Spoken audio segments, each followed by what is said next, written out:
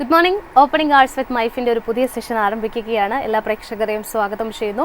കൂടെയുള്ളത് ഞങ്ങളുടെ research head Suraj സാറാണ്. Good morning Suraj sir. Happy morning Jasmine. Yes, ഏതായാലും ഒരു പുതിയ ആഴ്ചയിലേക്ക്, ഒരു പുതിയ ട്രേഡിംഗ് ഡേയിലേക്ക് നമ്മൾ കടന്നിരിക്കുകയാണ് വളരെ പ്രതീക്ഷയോടെ. ലാസ്റ്റ് വീക്ക് മാർക്കറ്റിനെ സംബന്ധിച്ചിടത്തോളം ഒരു വലിയ കുതിപ്പ് തന്നെയാണ് നമ്മൾ കണ്ടത്. അനുകൂലമായ ഒരുപാട് ഫാക്ടേഴ്സിൻ്റെ പശ്ചാത്തലത്തിൽ ബുൾസിൻ്റെ കൃത്യമായിട്ടുള്ള ഒരു ഡൊമിനൻസ് മാർക്കറ്റിൽ പ്രകടമായിരുന്നു. മറ്റ് പ്രധാനപ്പെട്ട ഒരുപാട് കാര്യങ്ങൾ സംസാരിക്കാനുണ്ട്, ഡിസ്കസ് ചെയ്യാനുണ്ട്. അതിൽ ഏറ്റവും ഇമ്പോർട്ടൻ്റ് ആയിട്ട് കഴിഞ്ഞ ആഴ്ചയിൽ നമ്മൾ പറഞ്ഞിട്ടുണ്ടായിരുന്നു, റെസിപ്രോക്കൽ താരിഫിൻ്റെ ഒരു മൊറട്ടോറിയം ജൂലൈ 9 നിന്ന് എക്സ്റ്റെൻഡ് ചെയ്യാനുള്ള ഒരു ചാൻസ് ഉണ്ടെന്ന്. അതിലേക്കുള്ളൊരു ഇൻഡിക്കേഷൻ തന്നെയാണ് ഇപ്പോൾ ഡൊണാൾഡ് ട്രംപിൻ്റെ ഭാഗത്തു നിന്നും ഉണ്ടായിരിക്കുന്നത്. ഏതായാലും ട്രംപ് തുടങ്ങി വെച്ച താരിഫുമായി ബന്ധപ്പെട്ടിട്ടുള്ള അനിശ്ചിതാവസ്ഥകൾ അദ്ദേഹം തന്നെ ഒന്ന് സോൾവ് ചെയ്യുന്ന രീതിയിലേക്ക് പോകുന്നു. സാർ, മാർക്കറ്റിനെ സംബന്ധിച്ചിടത്തോളം വളരെ പോസിറ്റീവായിട്ടുള്ള ഒരു ഔട്ട്ലുക്ക് നിൽക്കുന്നു.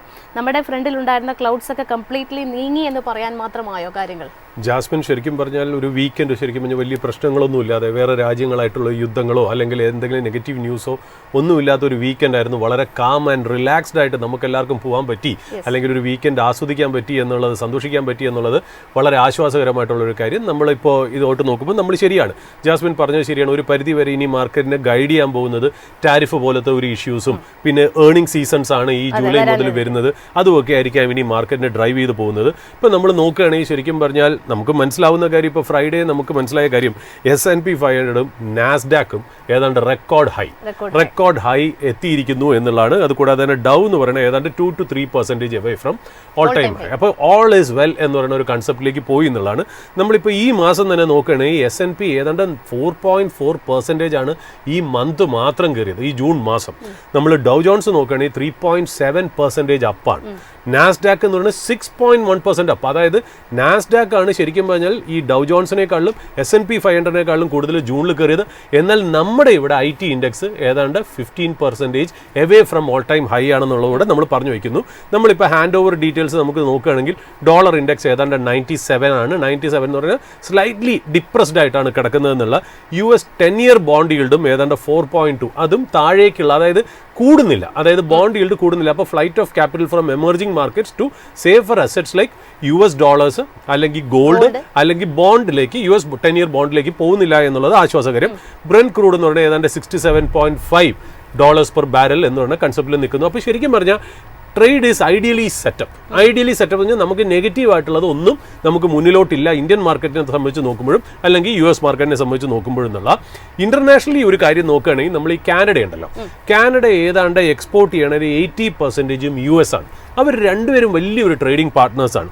അപ്പോൾ ആക്ച്വലി ഏതാണ്ട് അവർ തമ്മിലുള്ള ട്രേഡിൻ്റെ ബന്ധം എന്ന് പറയുന്നത് ഏതാണ്ട് $762 ബില്യൺ ബന്ധം, ട്രേഡ് ബന്ധം നമുക്ക് കാനഡയും US-ഉം തമ്മിൽ ഉണ്ട് എന്നുള്ള.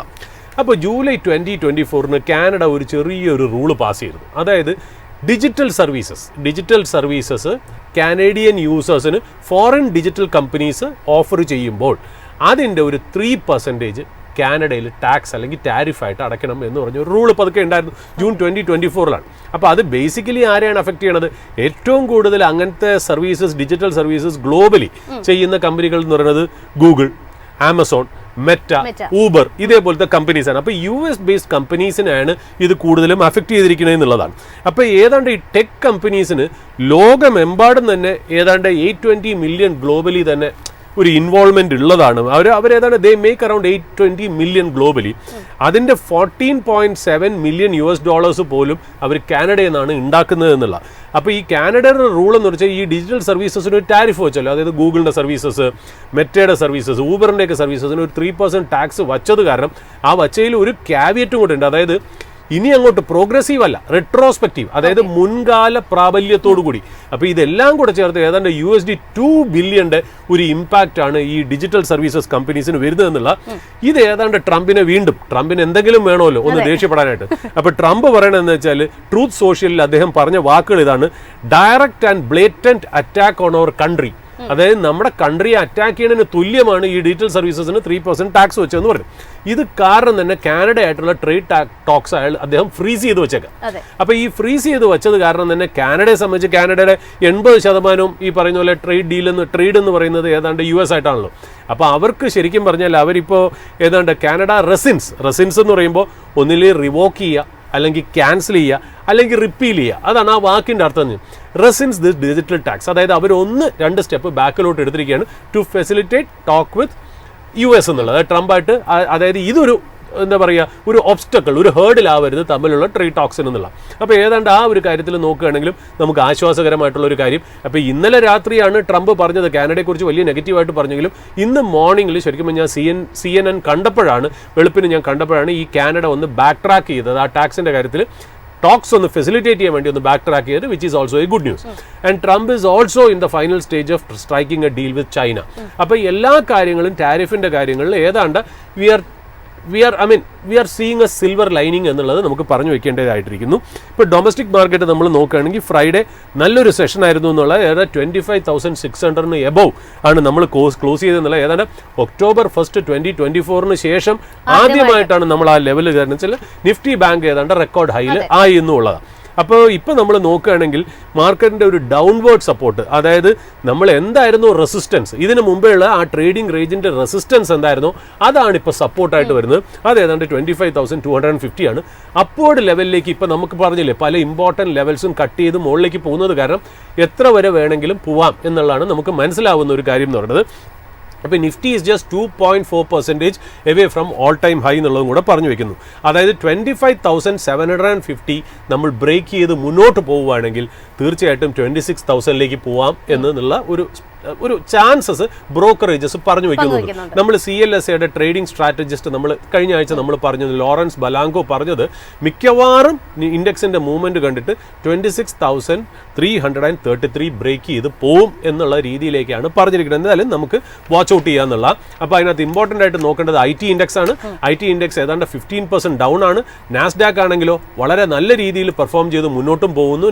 നാസ്ഡാക്ക് ഏതാണ്ട് ഓൾ ടൈം ഹൈയോ ആണ്. അപ്പോൾ ഏതാണ്ട് IT index is 15% away from all time high. അതൊന്ന് വാച്ച് ചെയ്യേണ്ടതാണ്. രണ്ടാമതൊരു ഇമ്പോർട്ടൻ്റ് ആയിട്ട് നോക്കേണ്ട കമ്പനി റിലയൻസ്. അതായത് റിലയൻസ് ഇപ്പോഴൊരു 5.5 to 6% away from all time high ആണെന്നുള്ളതാണ്. അത് മാത്രമല്ല റിലയൻസിൽ ഒരു ന്യൂസ് വന്നിട്ടുണ്ടെന്നുള്ളതാണ്. നമുക്കറിയാലോ, അതായത് നയാര എനർജി എന്ന് പറഞ്ഞൊരു കമ്പനി ഉണ്ട് ഇന്ത്യയിൽ. ഈ നയാര എനർജി എന്ന് പറഞ്ഞാൽ റഷ്യൻ ഗ്ലോബൽ ഓയിൽ ജയൻ്റായ റോസ്നെഫ്റ്റിൻ്റെ ഒരു കമ്പനിയാണ് ഈ നയാര എനർജി എന്ന് പറയുന്നത്. അവർക്ക് ഏതാണ്ട് ഇന്ത്യയിൽ 20 മില്യൺ ടൺ പെർ ഇയർ ചെയ്യുന്ന ഏതാണ്ട് ഒരു ഓയിൽ റിഫൈനറി ഉണ്ട്. അത് കൂടാതെ തന്നെ 6,750 റീറ്റെയിൽ ഔട്ട്ലെറ്റ്സ് ഉണ്ട്, അതായത് പെട്രോൾ പമ്പ്സ് ഉണ്ട്. അതായത് 6,750 പെട്രോൾ പമ്പും 20 million ton per year generate ചെയ്യുന്ന റിഫൈനിങ് കപ്പാസിറ്റിയും അവർക്ക് ഉണ്ടെന്നുള്ള. ഈ റോസ്നെറ്റ് എങ്ങനെയാണെന്ന് അറിയൂ നയാര എനർജി കൊണ്ട് ഇന്ത്യയിലേക്ക് വന്നത്? പണ്ട് SR ഓയിൽ എന്നൊരു കമ്പനി ഉണ്ടായിരുന്നു. 2017 SR ഓയിലിനെ ഇവർ ഏതാണ്ട് $12.9 ബില്യൺ ബൈ ഔട്ട് ചെയ്തിട്ടാണ് ഇവർ ഇന്ത്യയിലേക്ക് വന്നതെന്നല്ല. അപ്പോൾ ഇവർക്ക് റിഫൈനിങ് ഉണ്ട്, റീറ്റെയിൽ ഔട്ട്ലെറ്റ്സും ഉണ്ട്. അപ്പോൾ ഇവർക്ക് ഇപ്പോൾ ഒരു പ്രോബ്ലം എന്ന് വെച്ചാൽ ഇപ്പോൾ ഇന്റർനാഷണൽ സാങ്ഷൻസ് ഉണ്ടല്ലോ റഷ്യക്ക്. അതായത് റഷ്യക്ക് വേറെ എവിടെയെങ്കിലും ലോകത്ത് ഇന്റർനാഷണലി ഉള്ള അവരുടെ കച്ചവടത്തിൽ നിന്ന് കിട്ടുന്ന പൈസ അവരുടെ കൺട്രിയിലേക്ക് റിപ്പാട്രിയേറ്റ് ചെയ്യാൻ, റിപ്പാട്രിയേറ്റ് കഴിഞ്ഞാൽ തിരിച്ച് കൺട്രിയിലേക്ക് കൊണ്ടുവരാനുള്ള ബുദ്ധിമുട്ടുണ്ട്. അതുകൊണ്ട് ഈ പറഞ്ഞ പോലെ നയാര എനർജി കൊണ്ട് റോസ്നെഫ്റ്റ് വലിയ ഗുണമൊന്നും ഇപ്പോൾ ഉണ്ടാവുന്നില്ല. അപ്പോൾ they are contemplating, they are thinking of, അതായത് sources say that they are thinking of selling off around 49.3% stake എന്നാണ്. And Reliance is in discussion with them എന്നുള്ളതാണ് നമുക്ക് മനസ്സിലാവുന്നത്. കാര്യം ഇത് ടേക്ക് ഓവർ ചെയ്യുന്നതോടുകൂടി Reliance becomes the top most refiner in the country beating Indian Oil Corporation എന്നുള്ളതാണ് പറഞ്ഞു വയ്ക്കുന്നത്. ഒന്ന് അത് മാത്രമല്ല, അവർ മറ്റുള്ള BPCL HPCLനെയും ബീറ്റ് ചെയ്ത് നയാരയുടെ 6,750 റീറ്റെയിൽ ഔട്ട്ലെറ്റ്, അതായത് പെട്രോൾ പമ്പ്സും കൂടെ വരുന്നതുകൊണ്ട് ആ കാര്യത്തിലും റിലയൻസ് ഭയങ്കരമായിട്ട് മുന്നോട്ട് പോകും. അതായത് വലിയൊരു ടോപ്പ് പ്ലെയറായി മാറും എന്നുള്ളത് വളരെ ഇമ്പോർട്ടൻ്റ് ആണ് റിലയൻസ്. അപ്പോൾ Reliance technically as well as ഈ പറഞ്ഞ പോലെ ഫണ്ടമെന്റൽ ന്യൂസ് പ്രകാരം റിലയൻസിനെ ഒന്ന് വാച്ച് ഔട്ട് ചെയ്യുക എന്നുള്ളതാണ്. പിന്നെ ഒരു സംശയം മാത്രം എനിക്കുള്ളത് വെച്ചാൽ റിലയൻസ് ഒരു മൈനോറിറ്റി സ്റ്റേക്ക്, അതായത് anything below 50.1 or 51% is a minority stake, അത് റിലയൻസ് ഹാപ്പി ആവുമോ എന്നുള്ള കാര്യം എനിക്കറിയില്ല.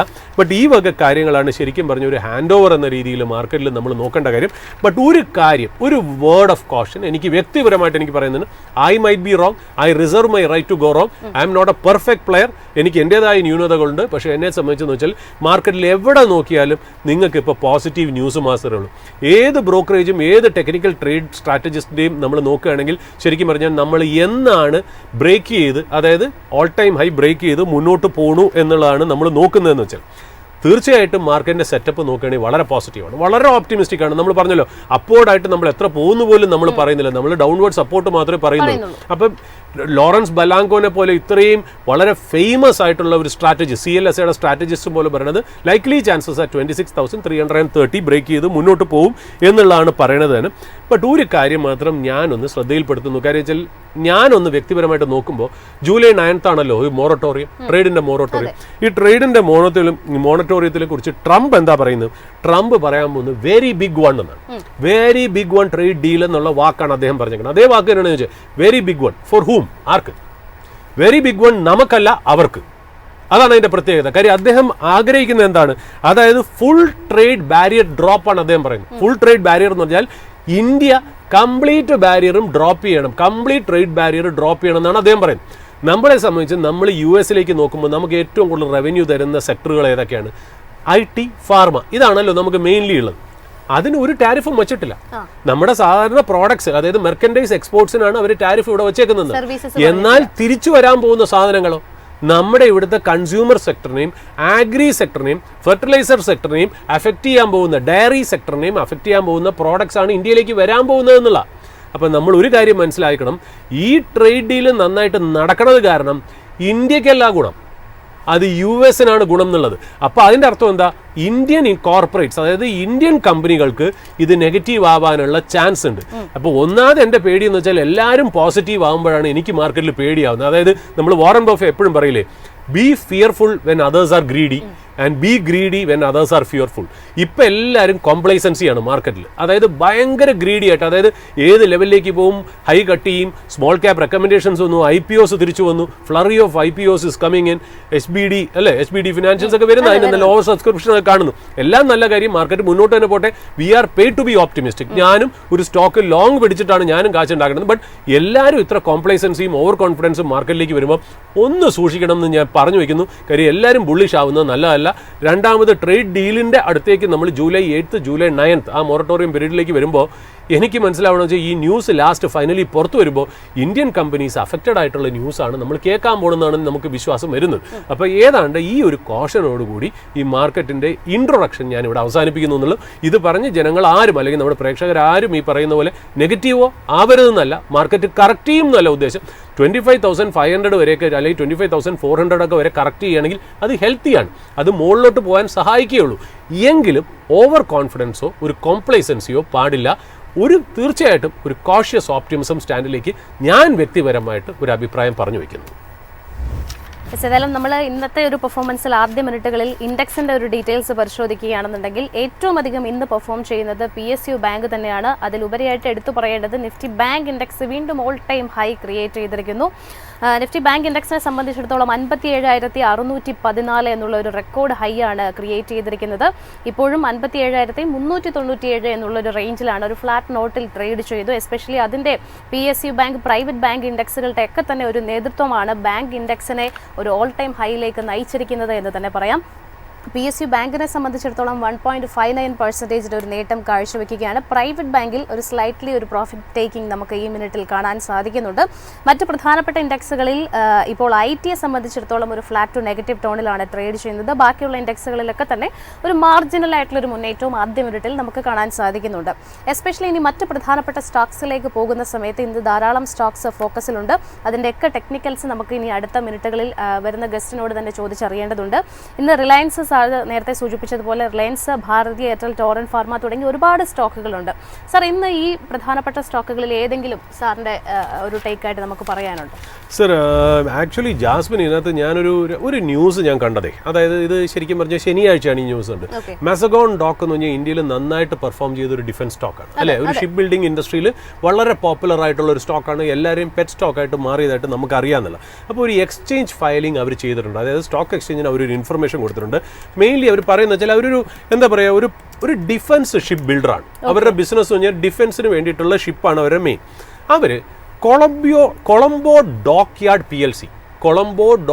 PLC എന്ന് പറയുന്ന ഒരു Sri Lankan company listed in Colombo stock exchange list ചെയ്ത ഈ കമ്പനി കൊളംബോ ഡോക്യാർഡിനെ അതിലൊരു മെജോറിറ്റി സ്റ്റേക്ക് എടുക്കാൻ പോകുന്നു എന്നുള്ള ഒരു എക്സ്ചേഞ്ച് ഫയലിംഗ് ആണ് അവർ കൊടുത്തേക്കുന്നത്. അതായത് ഒരു ഇൻഫർമേഷൻ ആണ് അവർ കൊടുത്തേക്കണെന്നുള്ള. ഇത് കൊളംബോയിലെ വലിയൊരു ലീഡിംഗ് ഷിപ്പ് ബിൽഡറാണ് കേട്ടോ, അതായത് കൊളംബോ ഡോക്യാർഡ് PLC എന്ന് പറയുന്ന കമ്പനി.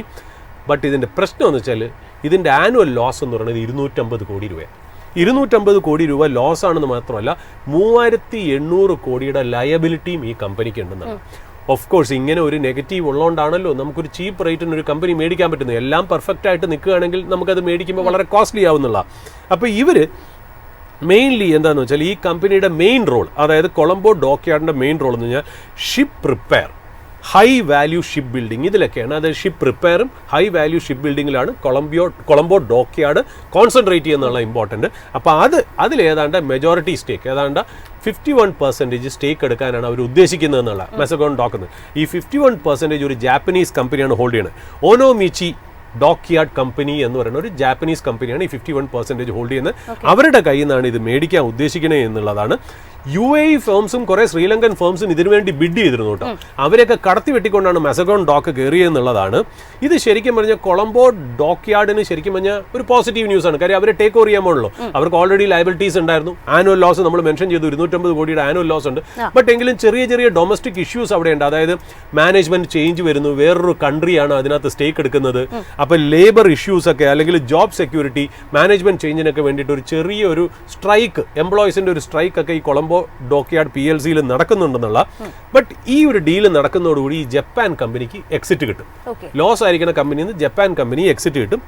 മെസഗോൺ ഡോക്കിനെ സംബന്ധിച്ച് അവരൊരു എക്സ്പാൻഷന്റെ പ്ലാൻ ആയിട്ടാണ് ഈ ഒരു ടേക്ക് ഓവറിനെ അല്ലെങ്കിൽ 51% സ്റ്റേക്ക് എടുക്കുന്നതിനെ കുറിച്ച് അവർ പറയുന്നതെന്നുള്ളത്. ഇത് ലയബിലിറ്റി ആവോ അസറ്റ് ആവോ എന്നുള്ളത് നമുക്ക് പിന്നെ പറയാം എന്നുള്ള കാര്യം. നമ്മൾ ചില കമ്പനികളുടെ മൂവ്മെന്റ് നമുക്ക് ഒട്ടും സന്തോഷകരം തരുന്നതല്ല. എന്നാൽ ഒരു ആംഗിളിൽ കൂടെ നോക്കുമ്പോൾ അതൊരു എക്സ്പാൻഷനുമാണ്. ബട്ട് ഇതൊരു സ്ട്രാറ്റജിക് മാസ്റ്റർ സ്ട്രോക്ക് ആണോ അല്ലെങ്കിൽ വേറെ ആരെങ്കിലും ബെയിൽ ഔട്ട് ചെയ്യാനാണോ, ജാപ്പനീസ് കമ്പനിയെ ബെയിൽ ഔട്ട് ചെയ്യാൻ മെസഗോൺ ഡോക്കിലെ എംപ്ലോയീസ് എടുത്ത തീരുമാനമാണോ അല്ലെങ്കിൽ ടോപ്പ് ലെവൽ മാനേജ്മെന്റ് എടുത്ത്, ഇതൊന്നും നമുക്കറിയില്ല. Too early to comment. But ഈ ന്യൂസ് പോസിറ്റീവായിട്ടും നെഗറ്റീവായിട്ടും കാണണം എന്നാണ് എൻ്റെ അഭിപ്രായം. കാര്യം ഒരു ബാലൻസ്ഡ് ആയിട്ടുള്ള നമ്മൾ നോക്കണം. ചിലപ്പോൾ ഇത് നല്ല രീതിയിലേക്ക് ഇത് ഇവോൾവ് ചെയ്ത് മുന്നോട്ട് വരാം, എങ്കിലും ഒന്ന് കണ്ടുവയ്ക്കുക എന്നുള്ളത്. പിന്നെ ഒരു കാര്യം കൂടെ നമുക്ക് വേണമെങ്കിൽ പറഞ്ഞു വെക്കാം. അതായത് റെയർ എർത്ത് മാഗ്നറ്റ്സിന്റെ കാര്യം പറഞ്ഞല്ലോ. നമ്മൾ ഇത്രയും നാൾ ഇലക്ട്രിക് വെഹിക്കിൾസിനാണ് ഇത് ബാധിക്കുന്നതെന്ന് പറയും. ഇപ്പോൾ സർപ്രൈസിംഗ്ലി ഇന്ന് വന്നിരിക്കുന്ന പത്രങ്ങളൊക്കെ റിപ്പോർട്ട് ചെയ്തിരിക്കുന്നത് ഇലക്ട്രിക് വെഹിക്കിൾസിന് മാത്രമല്ല ICV വെഹിക്കിൾസ്, ഇന്റേണൽ കമ്പഷൻ വെഹിക്കിൾസിനും കൂടി ഇത് അഫക്റ്റ് ചെയ്യണമെന്നല്ല പറഞ്ഞു വന്നപ്പോൾ. ചെറിയ ഒരു സാധനമാണെങ്കിലും അത് എവിടെയൊക്കെ ഉണ്ടെന്ന് ആലോചിച്ച് ഞാനും ഞെട്ടിപ്പോയി എന്നുള്ളതാണ്. ഇപ്പോൾ ഞാൻ നോക്കുമ്പോൾ ക്രാങ്ക് ഷാഫ്റ്റ് പൊസിഷൻ സെൻസറിലുണ്ടെന്നാണ് പറയുന്നത്, മോട്ടോർ കൺട്രോൾ യൂണിറ്റിലുണ്ടെന്നാണ് പറയുന്നത്, ഇഗ്നീഷൻ കോയിലുണ്ടെന്ന് പറയുന്നു, സ്പീഡോമീറ്ററിലുണ്ടെന്ന് പറയുന്നു, ഇലക്ട്രിക് വാട്ടർ പമ്പിലുണ്ടെന്ന് പറയുന്നു, വീൽ സ്പീഡ് സെൻസറിലൊക്കെ വന്നാൽ ഏതാണ്ട് ABSന്റെ ആ ഒരു ആപ്ലിക്കേഷനെയൊക്കെ എഫക്റ്റ് ചെയ്യുമെന്നാണ് മനസ്സിലായി. ഇതെല്ലാം പോട്ടെ, സ്പീക്കറിന്റെ ട്വീറ്ററിൽ വരെ ഉണ്ടെന്നാണ്. നമ്മൾക്ക് സ്പീക്കറിൽ നമ്മൾ പറയുമല്ലോ ട്വീറ്ററും ഉണ്ട് വൂഫറും ഉണ്ട്. ട്വീറ്ററിനകത്ത് വരെ ഇതുണ്ട്. അതായത് അത്രയ്ക്ക് മാത്രം ഇമ്പോർട്ടൻ്റ് ആണ് ഈ സാധനം എന്നുള്ളതാണ് നമുക്ക് മനസ്സിലായത്. അപ്പോൾ ശരിക്കും പറഞ്ഞാൽ ഇത് വെച്ച് നോക്കുമ്പോൾ ഇലക്ട്രിക് വെഹിക്കിൾസിന് മാത്രമല്ല ICEക്കും കൂടെ ഉണ്ടെന്നാണ് മനസ്സിലാവുന്നത്. അതുകൊണ്ട് എത്രത്തോളം നമ്മുടെ ഓട്ടോമൊബൈൽ ഇൻഡസ്ട്രി ഈ വക സാധനങ്ങൾക്ക് ഡിപ്പെൻഡ് ആണെന്ന് മനസ്സിലായാലോ. നമ്മൾ ഇത്രയും India is one of the largest market അല്ലെങ്കിൽ ഭയങ്കര ഇതാണെന്നൊക്കെ പറയുന്നതോറും നമ്മുടെ ബാക്ക് എൻഡ് എത്ര ബ്രിട്ടിലാണ്, ശിഥിലമാണ് എന്നുള്ളതാണ് ഇത് പറഞ്ഞു വെക്കുന്നത്. അപ്പോൾ ഈ രണ്ട് കാര്യങ്ങളാണ് ശരിക്കും പറഞ്ഞാൽ നമുക്ക് ഈ ഒരു സ്റ്റോക്ക് ഇൻ ന്യൂസ് എന്നുള്ള രീതിയിൽ പറയാൻ പറ്റുന്ന കാര്യം. പിന്നെ നമുക്കൊന്ന് എക്സ്പ്ലെയിൻ ചെയ്യേണ്ട എഡിറ്റോറിയൽ പോളിസിയാണ്. നമുക്ക് സമയമുണ്ടോ എന്നറിയില്ല. ജാസ്മിൻ നോക്കിയിട്ട് പറയാം, എന്താ തന്നെ ചെയ്യാം. നമുക്ക് കണ്ടിന്യൂ ചെയ്യാം. നമ്മുടെ എഡിറ്റോറിയൽ പോളിസി ഒന്ന് പറഞ്ഞു വെക്കണമെന്നുണ്ട്. അതായത് നമുക്കിപ്പോൾ കമൻസ് നന്നായിട്ട് വരുന്നുണ്ട്, അത് വളരെ സന്തോഷം. നിങ്ങൾ നല്ലതാണെങ്കിലും ക്രിറ്റിസിസം ആണെങ്കിലും നമ്മളത് എംബ്രേസ് ചെയ്യുന്നു. നിങ്ങളുടെ ആ ഒരു ശരിക്കും പറഞ്ഞാൽ ഒരു ഫീഡ്ബാക്കാണ് നമ്മളെ ഡ്രൈവ് ചെയ്ത് മുന്നോട്ട് പോകുന്നത്. അതാണ് നമുക്കൊരു ഇൻസ്പിറേഷൻ, നമുക്ക് കൂടുതൽ വർക്ക് ചെയ്യാനായിട്ടും. നമ്മൾ വളരെ ആത്മാർത്ഥമായിട്ടാണ് നിങ്ങളുടെ മുന്നിൽ ഒരു കാര്യം അവതരിപ്പിക്കുന്നത് എന്നുള്ളത് നമുക്ക് പറഞ്ഞു വയ്ക്കാതെ വയ്യ. എഡിറ്റോറിയൽ പോളിസി എന്ന് പറയാൻ കാര്യം വെച്ചാൽ നമ്മൾ മാർക്കറ്റിൽ, ക്യാപിറ്റൽ മാർക്കറ്റിൽ ഓപ്പറേറ്റ് ചെയ്യുന്ന പലരും എന്ന് പറഞ്ഞാൽ fund management companies, brokerages, portfolio managers, mutual funds, അല്ലെങ്കിൽ ഇൻവെസ്റ്റ്മെന്റ് അഡ്വൈസേഴ്സ്, റിസർച്ച് അനലിസ്റ്റ്, അല്ലെങ്കിൽ നമ്മളെപ്പോലെ മീഡിയ, നമുക്കെല്ലാവർക്കും ഒരു കംപ്ലയൻസ് ഉണ്ട്. കംപ്ലയൻസ് പറഞ്ഞാൽ റൂൾസ് ആൻഡ് റെഗുലേഷൻസ്. ഇത് നമ്മൾ പാലിക്കേണ്ടതായിട്ടുണ്ട്. അതായത് ഇക്വിറ്റി വളരെ റിസ്കി ആയിട്ടുള്ള അസറ്റ് ക്ലാസ് ആയിട്ടാണ് കരുതുന്നത്. വളരെ റിസ്കി എന്നല്ല, ഇക്വിറ്റിക്ക് ഒരുപാട് വോളറ്റിലിറ്റി ഉണ്ട്. നമ്മൾ ഒരു ഗോൾഡ് പോലെയോ, അല്ലെ ഗോൾഡും വോളറ്റൈലാണ്, റിയൽ എസ്റ്റേറ്റും വോളറ്റൈലാണ്, ഫോറിൻ എക്സ്ചേഞ്ചും വോളറ്റൈലൊക്കെ ആണെങ്കിൽ ഈവൻ ഫിക്സഡ് ഡെപ്പോസിറ്റ് വോളറ്റൈൽ അല്ലേ. ഇൻട്രസ്റ്റ് റേറ്റ് കട്ട് ചെയ്യുമ്പോൾ ഫിക്സഡ് ഡെപ്പോസിറ്റ് താഴേക്ക് വരില്ലേ. അപ്പോൾ ഇങ്ങനത്തെയൊക്കെ കാര്യം ഉണ്ടെങ്കിലും നമ്മൾ റിഗാർഡ് ചെയ്തിരിക്കുന്ന ഹൈ റിസ്ക് ഇൻവെസ്റ്റ്മെന്റ് ആയിട്ടാണ്. അതായത് റിസ്ക് കാറ്റഗറിയിൽ ഏറ്റവും ഹയസ്റ്റ് നിൽക്കുന്നതായിട്ടാണ് നമ്മളെയും ബോണ്ടിനെയൊക്കെ അല്ലെങ്കിൽ ക്യാപിറ്റൽ മാർക്കറ്റ് ഇൻസ്ട്രുമെന്റ്സിനെ കൺസിഡർ ചെയ്തേക്കും. അപ്പോൾ അതിൽ ഓപ്പറേറ്റ് ചെയ്യുന്ന ഓരോ വ്യക്തിയും, ഫണ്ട് മാനേജർ ആയാലും ശരി, മീഡിയ ആയാലും ശരി, അതിനകത്തുള്ള കമന്റേറ്റേഴ്സ് ആണ്, സ്ട്രാറ്റജിസ്റ്റ് ആണെങ്കിലും ഫണ്ട് മാനേജർ അല്ല, എല്ലാവർക്കും ഒരു മാനദണ്ഡങ്ങൾ സെബി വെച്ചിട്ടുണ്ടെന്നാണ്. ആ മാനദണ്ഡങ്ങൾ അവർ പറയുന്നത് വെച്ചാൽ നിങ്ങളുടെ ഒരു വർത്തമാനം കൊണ്ടോ എഴുത്തോ കൊണ്ടോ ഒരു സാധാരണക്കാരന് പൈസ പോകാൻ പാടില്ല. അത് മാത്രമല്ല ഒരു സ്റ്റോക്ക് പ്രൈസിനെ ഇൻഫ്ലുവൻസ് ചെയ്യുന്ന കാര്യങ്ങൾ നിങ്ങൾ പറയാൻ പാടില്ല. അതായത് ഫോർവേഡ് ലുക്കിംഗ് സ്റ്റേറ്റ്മെന്റ്സ് പറയാൻ പാടില്ല. ഇപ്പോൾ മാധ്യമം എന്ന രീതിയിൽ നമുക്ക് വരുന്ന ഒരു കംപ്ലയിൻസ് എന്ന് വെച്ചാൽ നമുക്ക് എന്ത് കാര്യങ്ങളും വേണമെങ്കിലും റിപ്പോർട്ട് ചെയ്യാം. ആ റിപ്പോർട്ട് ചെയ്യുന്നതിൻ്റെ ആ ഒരു രീതിയിൽ ഒരിക്കലും ഒരു സ്റ്റോക്ക് റെക്കമെൻഡേഷൻ ഉണ്ടാവരുത്. ഒരു റെക്കമെൻഡേഷനായിട്ട് നിങ്ങൾ അവതരിപ്പിക്കരുത്. നമുക്ക് അക്കാഡമിക് പർപ്പസസിന് ഒരു കമ്പനി അവതരിപ്പിക്കാം, സ്റ്റോക്കിനെക്കാട്ടിലും ആ കമ്പനിയുടെ ബിസിനസ്സിനെ നമുക്ക് അവതരിപ്പിക്കാം. എന്നാൽ ആ ബിസിനസ്സിനെ കുറിച്ചുള്ള ഫോർവേഡ് ലുക്കിംഗ് സ്റ്റേറ്റ്മെന്റ്സ് നമ്മൾ പറയാൻ പാടില്ല. ഫോർവേഡ് ലുക്കിംഗ് സ്റ്റേറ്റ്മെന്റ്സ് പറഞ്ഞാൽ ഒരു ഫോർകാസ്റ്റ് ആണ്, അതായത് ഒരു എക്സ്പെക്ടേഷൻ ആണ്. എക്സ്പെക്ടേഷൻ ചെയ്യാൻ നമുക്ക് അധികാരമില്ല. അപ്പം നമ്മൾ ജനങ്ങളുടെ മുന്നിൽ അല്ലെങ്കിൽ നമ്മുടെ പ്രേക്ഷകരുടെ മുന്നിലേക്ക് അവതരിപ്പിക്കുന്നത് നമ്മളൊരു സ്റ്റോക്ക് അല്ലെങ്കിൽ ആ സ്റ്റോക്കിനെ ചുറ്റിപ്പറ്റിയുള്ള ന്യൂസ് അല്ലെങ്കിൽ ആ സ്റ്റോക്കിന്റെ fundamental and technical details as on today എന്നുള്ള രീതിയിലാണ് നമ്മൾ അവതരിപ്പിക്കണമെന്ന് മാത്രം. ഇത് മാത്രമേ അവതരിപ്പിക്കാൻ നമുക്ക് മാൻഡേറ്റ് ഉള്ളൂ എന്നുള്ളതാണ്. അതേപോലെ തന്നെ നമ്മൾ പറയുന്നുണ്ട് ആർക്കെങ്കിലും സ്റ്റോക്ക് റെക്കമെൻഡേഷൻ ചെയ്യണമെങ്കിൽ അതൊരു സെബി രജിസ്റ്റേർഡ് ഇൻവെസ്റ്റ്മെന്റ് അഡ്വൈസർ അല്ലെങ്കിൽ സെബി രജിസ്റ്റേർഡ് റിസർച്ച് അനലിസ്റ്റിന് റിപ്പോർട്ട് ചെയ്യാൻ മാത്രമേ പറ്റുള്ളൂ. സെബി രജിസ്റ്റേർഡ് ഇൻവെസ്റ്റ്മെന്റ് അഡ്വൈസറിനായിരിക്കണം എന്നുള്ള. ഈ സെബി രജിസ്റ്റേർഡ് ഇൻവെസ്റ്റ്മെന്റ് അഡ്വൈസർ ആവുക എന്ന് പറഞ്ഞാൽ നമുക്ക് ഇൻഡിവിജ്വലി ആവാം, നമുക്കൊരു കമ്പനി തുടങ്ങിയിട്ട് അങ്ങനെ ആവാം. അത് സെബിക്ക് ഫീസ് കൊടുത്ത് വേണം ആവാൻ. അപ്പോൾ അങ്ങനെ ചെയ്യുന്നവർ ചുമ്മാ ഒരു പബ്ലിക്കായിട്ട് വന്നൊരു കാര്യം പറയില്ല. അവരെന്തെങ്കിലും ഒരു കാര്യം പറയണമെങ്കിൽ അതിന്റെ പുറകിൽ അവർക്ക് ശരിക്കും പറഞ്ഞാൽ ഒരു മോണിറ്ററി ബെനിഫിറ്റ് ഉണ്ടാവും. അതുകൊണ്ടാണ് അവർ കമ്പനി തുടങ്ങിയിട്ട് അവർ രജിസ്ട്രേഷൻ ഒക്കെ കാണിച്ച് അവർ സബ്സ്ക്രിപ്ഷൻ ഒക്കെ തുടങ്ങുന്നത്. നമ്മളെ സംബന്ധിച്ച് എല്ലാവരും ചോദിക്കുന്നത് വെച്ചാൽ നിങ്ങൾ പഴയ കാര്യങ്ങൾ പറഞ്ഞ് നിങ്ങൾ ഇങ്ങനെ പോകുമ്പോൾ പുതിയ മൾട്ടി ബാഗർ പറഞ്ഞാലല്ലേ കാര്യമുള്ളൂ എന്നുള്ള. ആദ്യത്തെ ഒരു കാര്യം തന്നെ ഞാൻ ഈ ചോദിക്കുന്ന പ്രേക്ഷകരോട് പറയട്ടെ, ഞങ്ങൾ ആ സ്പിരിറ്റ് ഉൾക്കൊള്ളുന്നു, വിഷമം നമുക്ക് മനസ്സിലാവുന്നു. നമുക്ക് പറയാനുള്ള കാര്യം വെച്ചാൽ മൾട്ടി ബാഗർ സ്റ്റോക്ക് എന്ന് പറഞ്ഞാൽ സ്റ്റോക്ക് ഇല്ല. അതായത് മൾട്ടി ബാഗറിനെ നമുക്ക് ഒരിക്കലും പോയി മേടിക്കാൻ പറ്റില്ല. കാലക്രമേണ നമ്മൾ മനസ്സിലാക്കുകയാണ് ഇത് മൾട്ടി ബാഗർ എന്ന്. നമ്മുടെ കയ്യിലിരിക്കുന്ന 4-5 സ്റ്റോക്കും നല്ല രീതിയിൽ പെർഫോം ചെയ്യും എന്നുള്ള ഒരു സാധാരണക്കാരൻ എന്ന രീതിയിൽ ഞാൻ പറയട്ടെ. 4-5 സ്റ്റോക്കോ 10 സ്റ്റോക്കോ നമ്മൾ മേടിക്കണമെങ്കിൽ 10ഉം 10 ടൈംസോ 20 ടൈംസോ 5 ടൈംസോ കിട്ടുന്ന പ്രതീക്ഷയിൽ തന്നെയാണ് നമ്മൾ മുന്നോട്ട് പോകുന്നത്. 5 കൊല്ലം കഴിഞ്ഞ് 10 കൊല്ലം കഴിഞ്ഞ് നമ്മൾ തിരിച്ചു നോക്കുമ്പോൾ ചിലപ്പോൾ ഈ 10 എണ്ണവും മൾട്ടി ബാഗർ ആവണം നിർബന്ധമില്ല, അല്ലെങ്കിൽ ഇതിൽ 1-2 ആവുള്ളൂ എന്നുള്ളതാണ്. മൾട്ടി ബാഗർ തുടക്കത്തിലേ കിട്ടും എന്നുണ്ടെങ്കിൽ നമുക്ക് എല്ലാവർക്കും എളുപ്പമല്ലേ, പോയി ഒരു മൾട്ടി ബാഗർ മേടിച്ച് കയ്യിൽ വെച്ചാൽ പോരെ. അപ്പോൾ അതല്ല നമ്മൾ ഉദ്ദേശിക്കുന്നത്. മൾട്ടി ബാഗർ എന്ന് പറഞ്ഞാൽ ആദ്യം തന്നെ പറയട്ടെ ഒരു general information, multi bagger is evolved over a period of time. Multi ബാഗറിനെ നമുക്ക് മേടിക്കാൻ പറ്റില്ല. 2, അങ്ങനെ ആർക്കെങ്കിലും ഒരു മൾട്ടി ബാഗർ സ്റ്റോക്ക് അറിയാമെങ്കിൽ അത് സ്വന്തമായിട്ട് മേടിച്ച് നമുക്ക് കാശ് ഉണ്ടാക്കിയാൽ പോരെ. ഒന്നില്ലെങ്കിൽ സ്വന്തം കാശ് ഇൻവെസ്റ്റ് ചെയ്യാം, അല്ലെങ്കിൽ കടം മേടിച്ച് ഇൻവെസ്റ്റ് ചെയ്യാം. കാര്യം നമുക്ക് അത്ര 100% കോൺഫിഡൻസ് ആണെങ്കിൽ പിന്നെ നമ്മൾ എന്തിനാ ഇത് വേറൊരാൾക്ക് പറഞ്ഞു കൊടുക്കണേ എന്നുള്ളത്.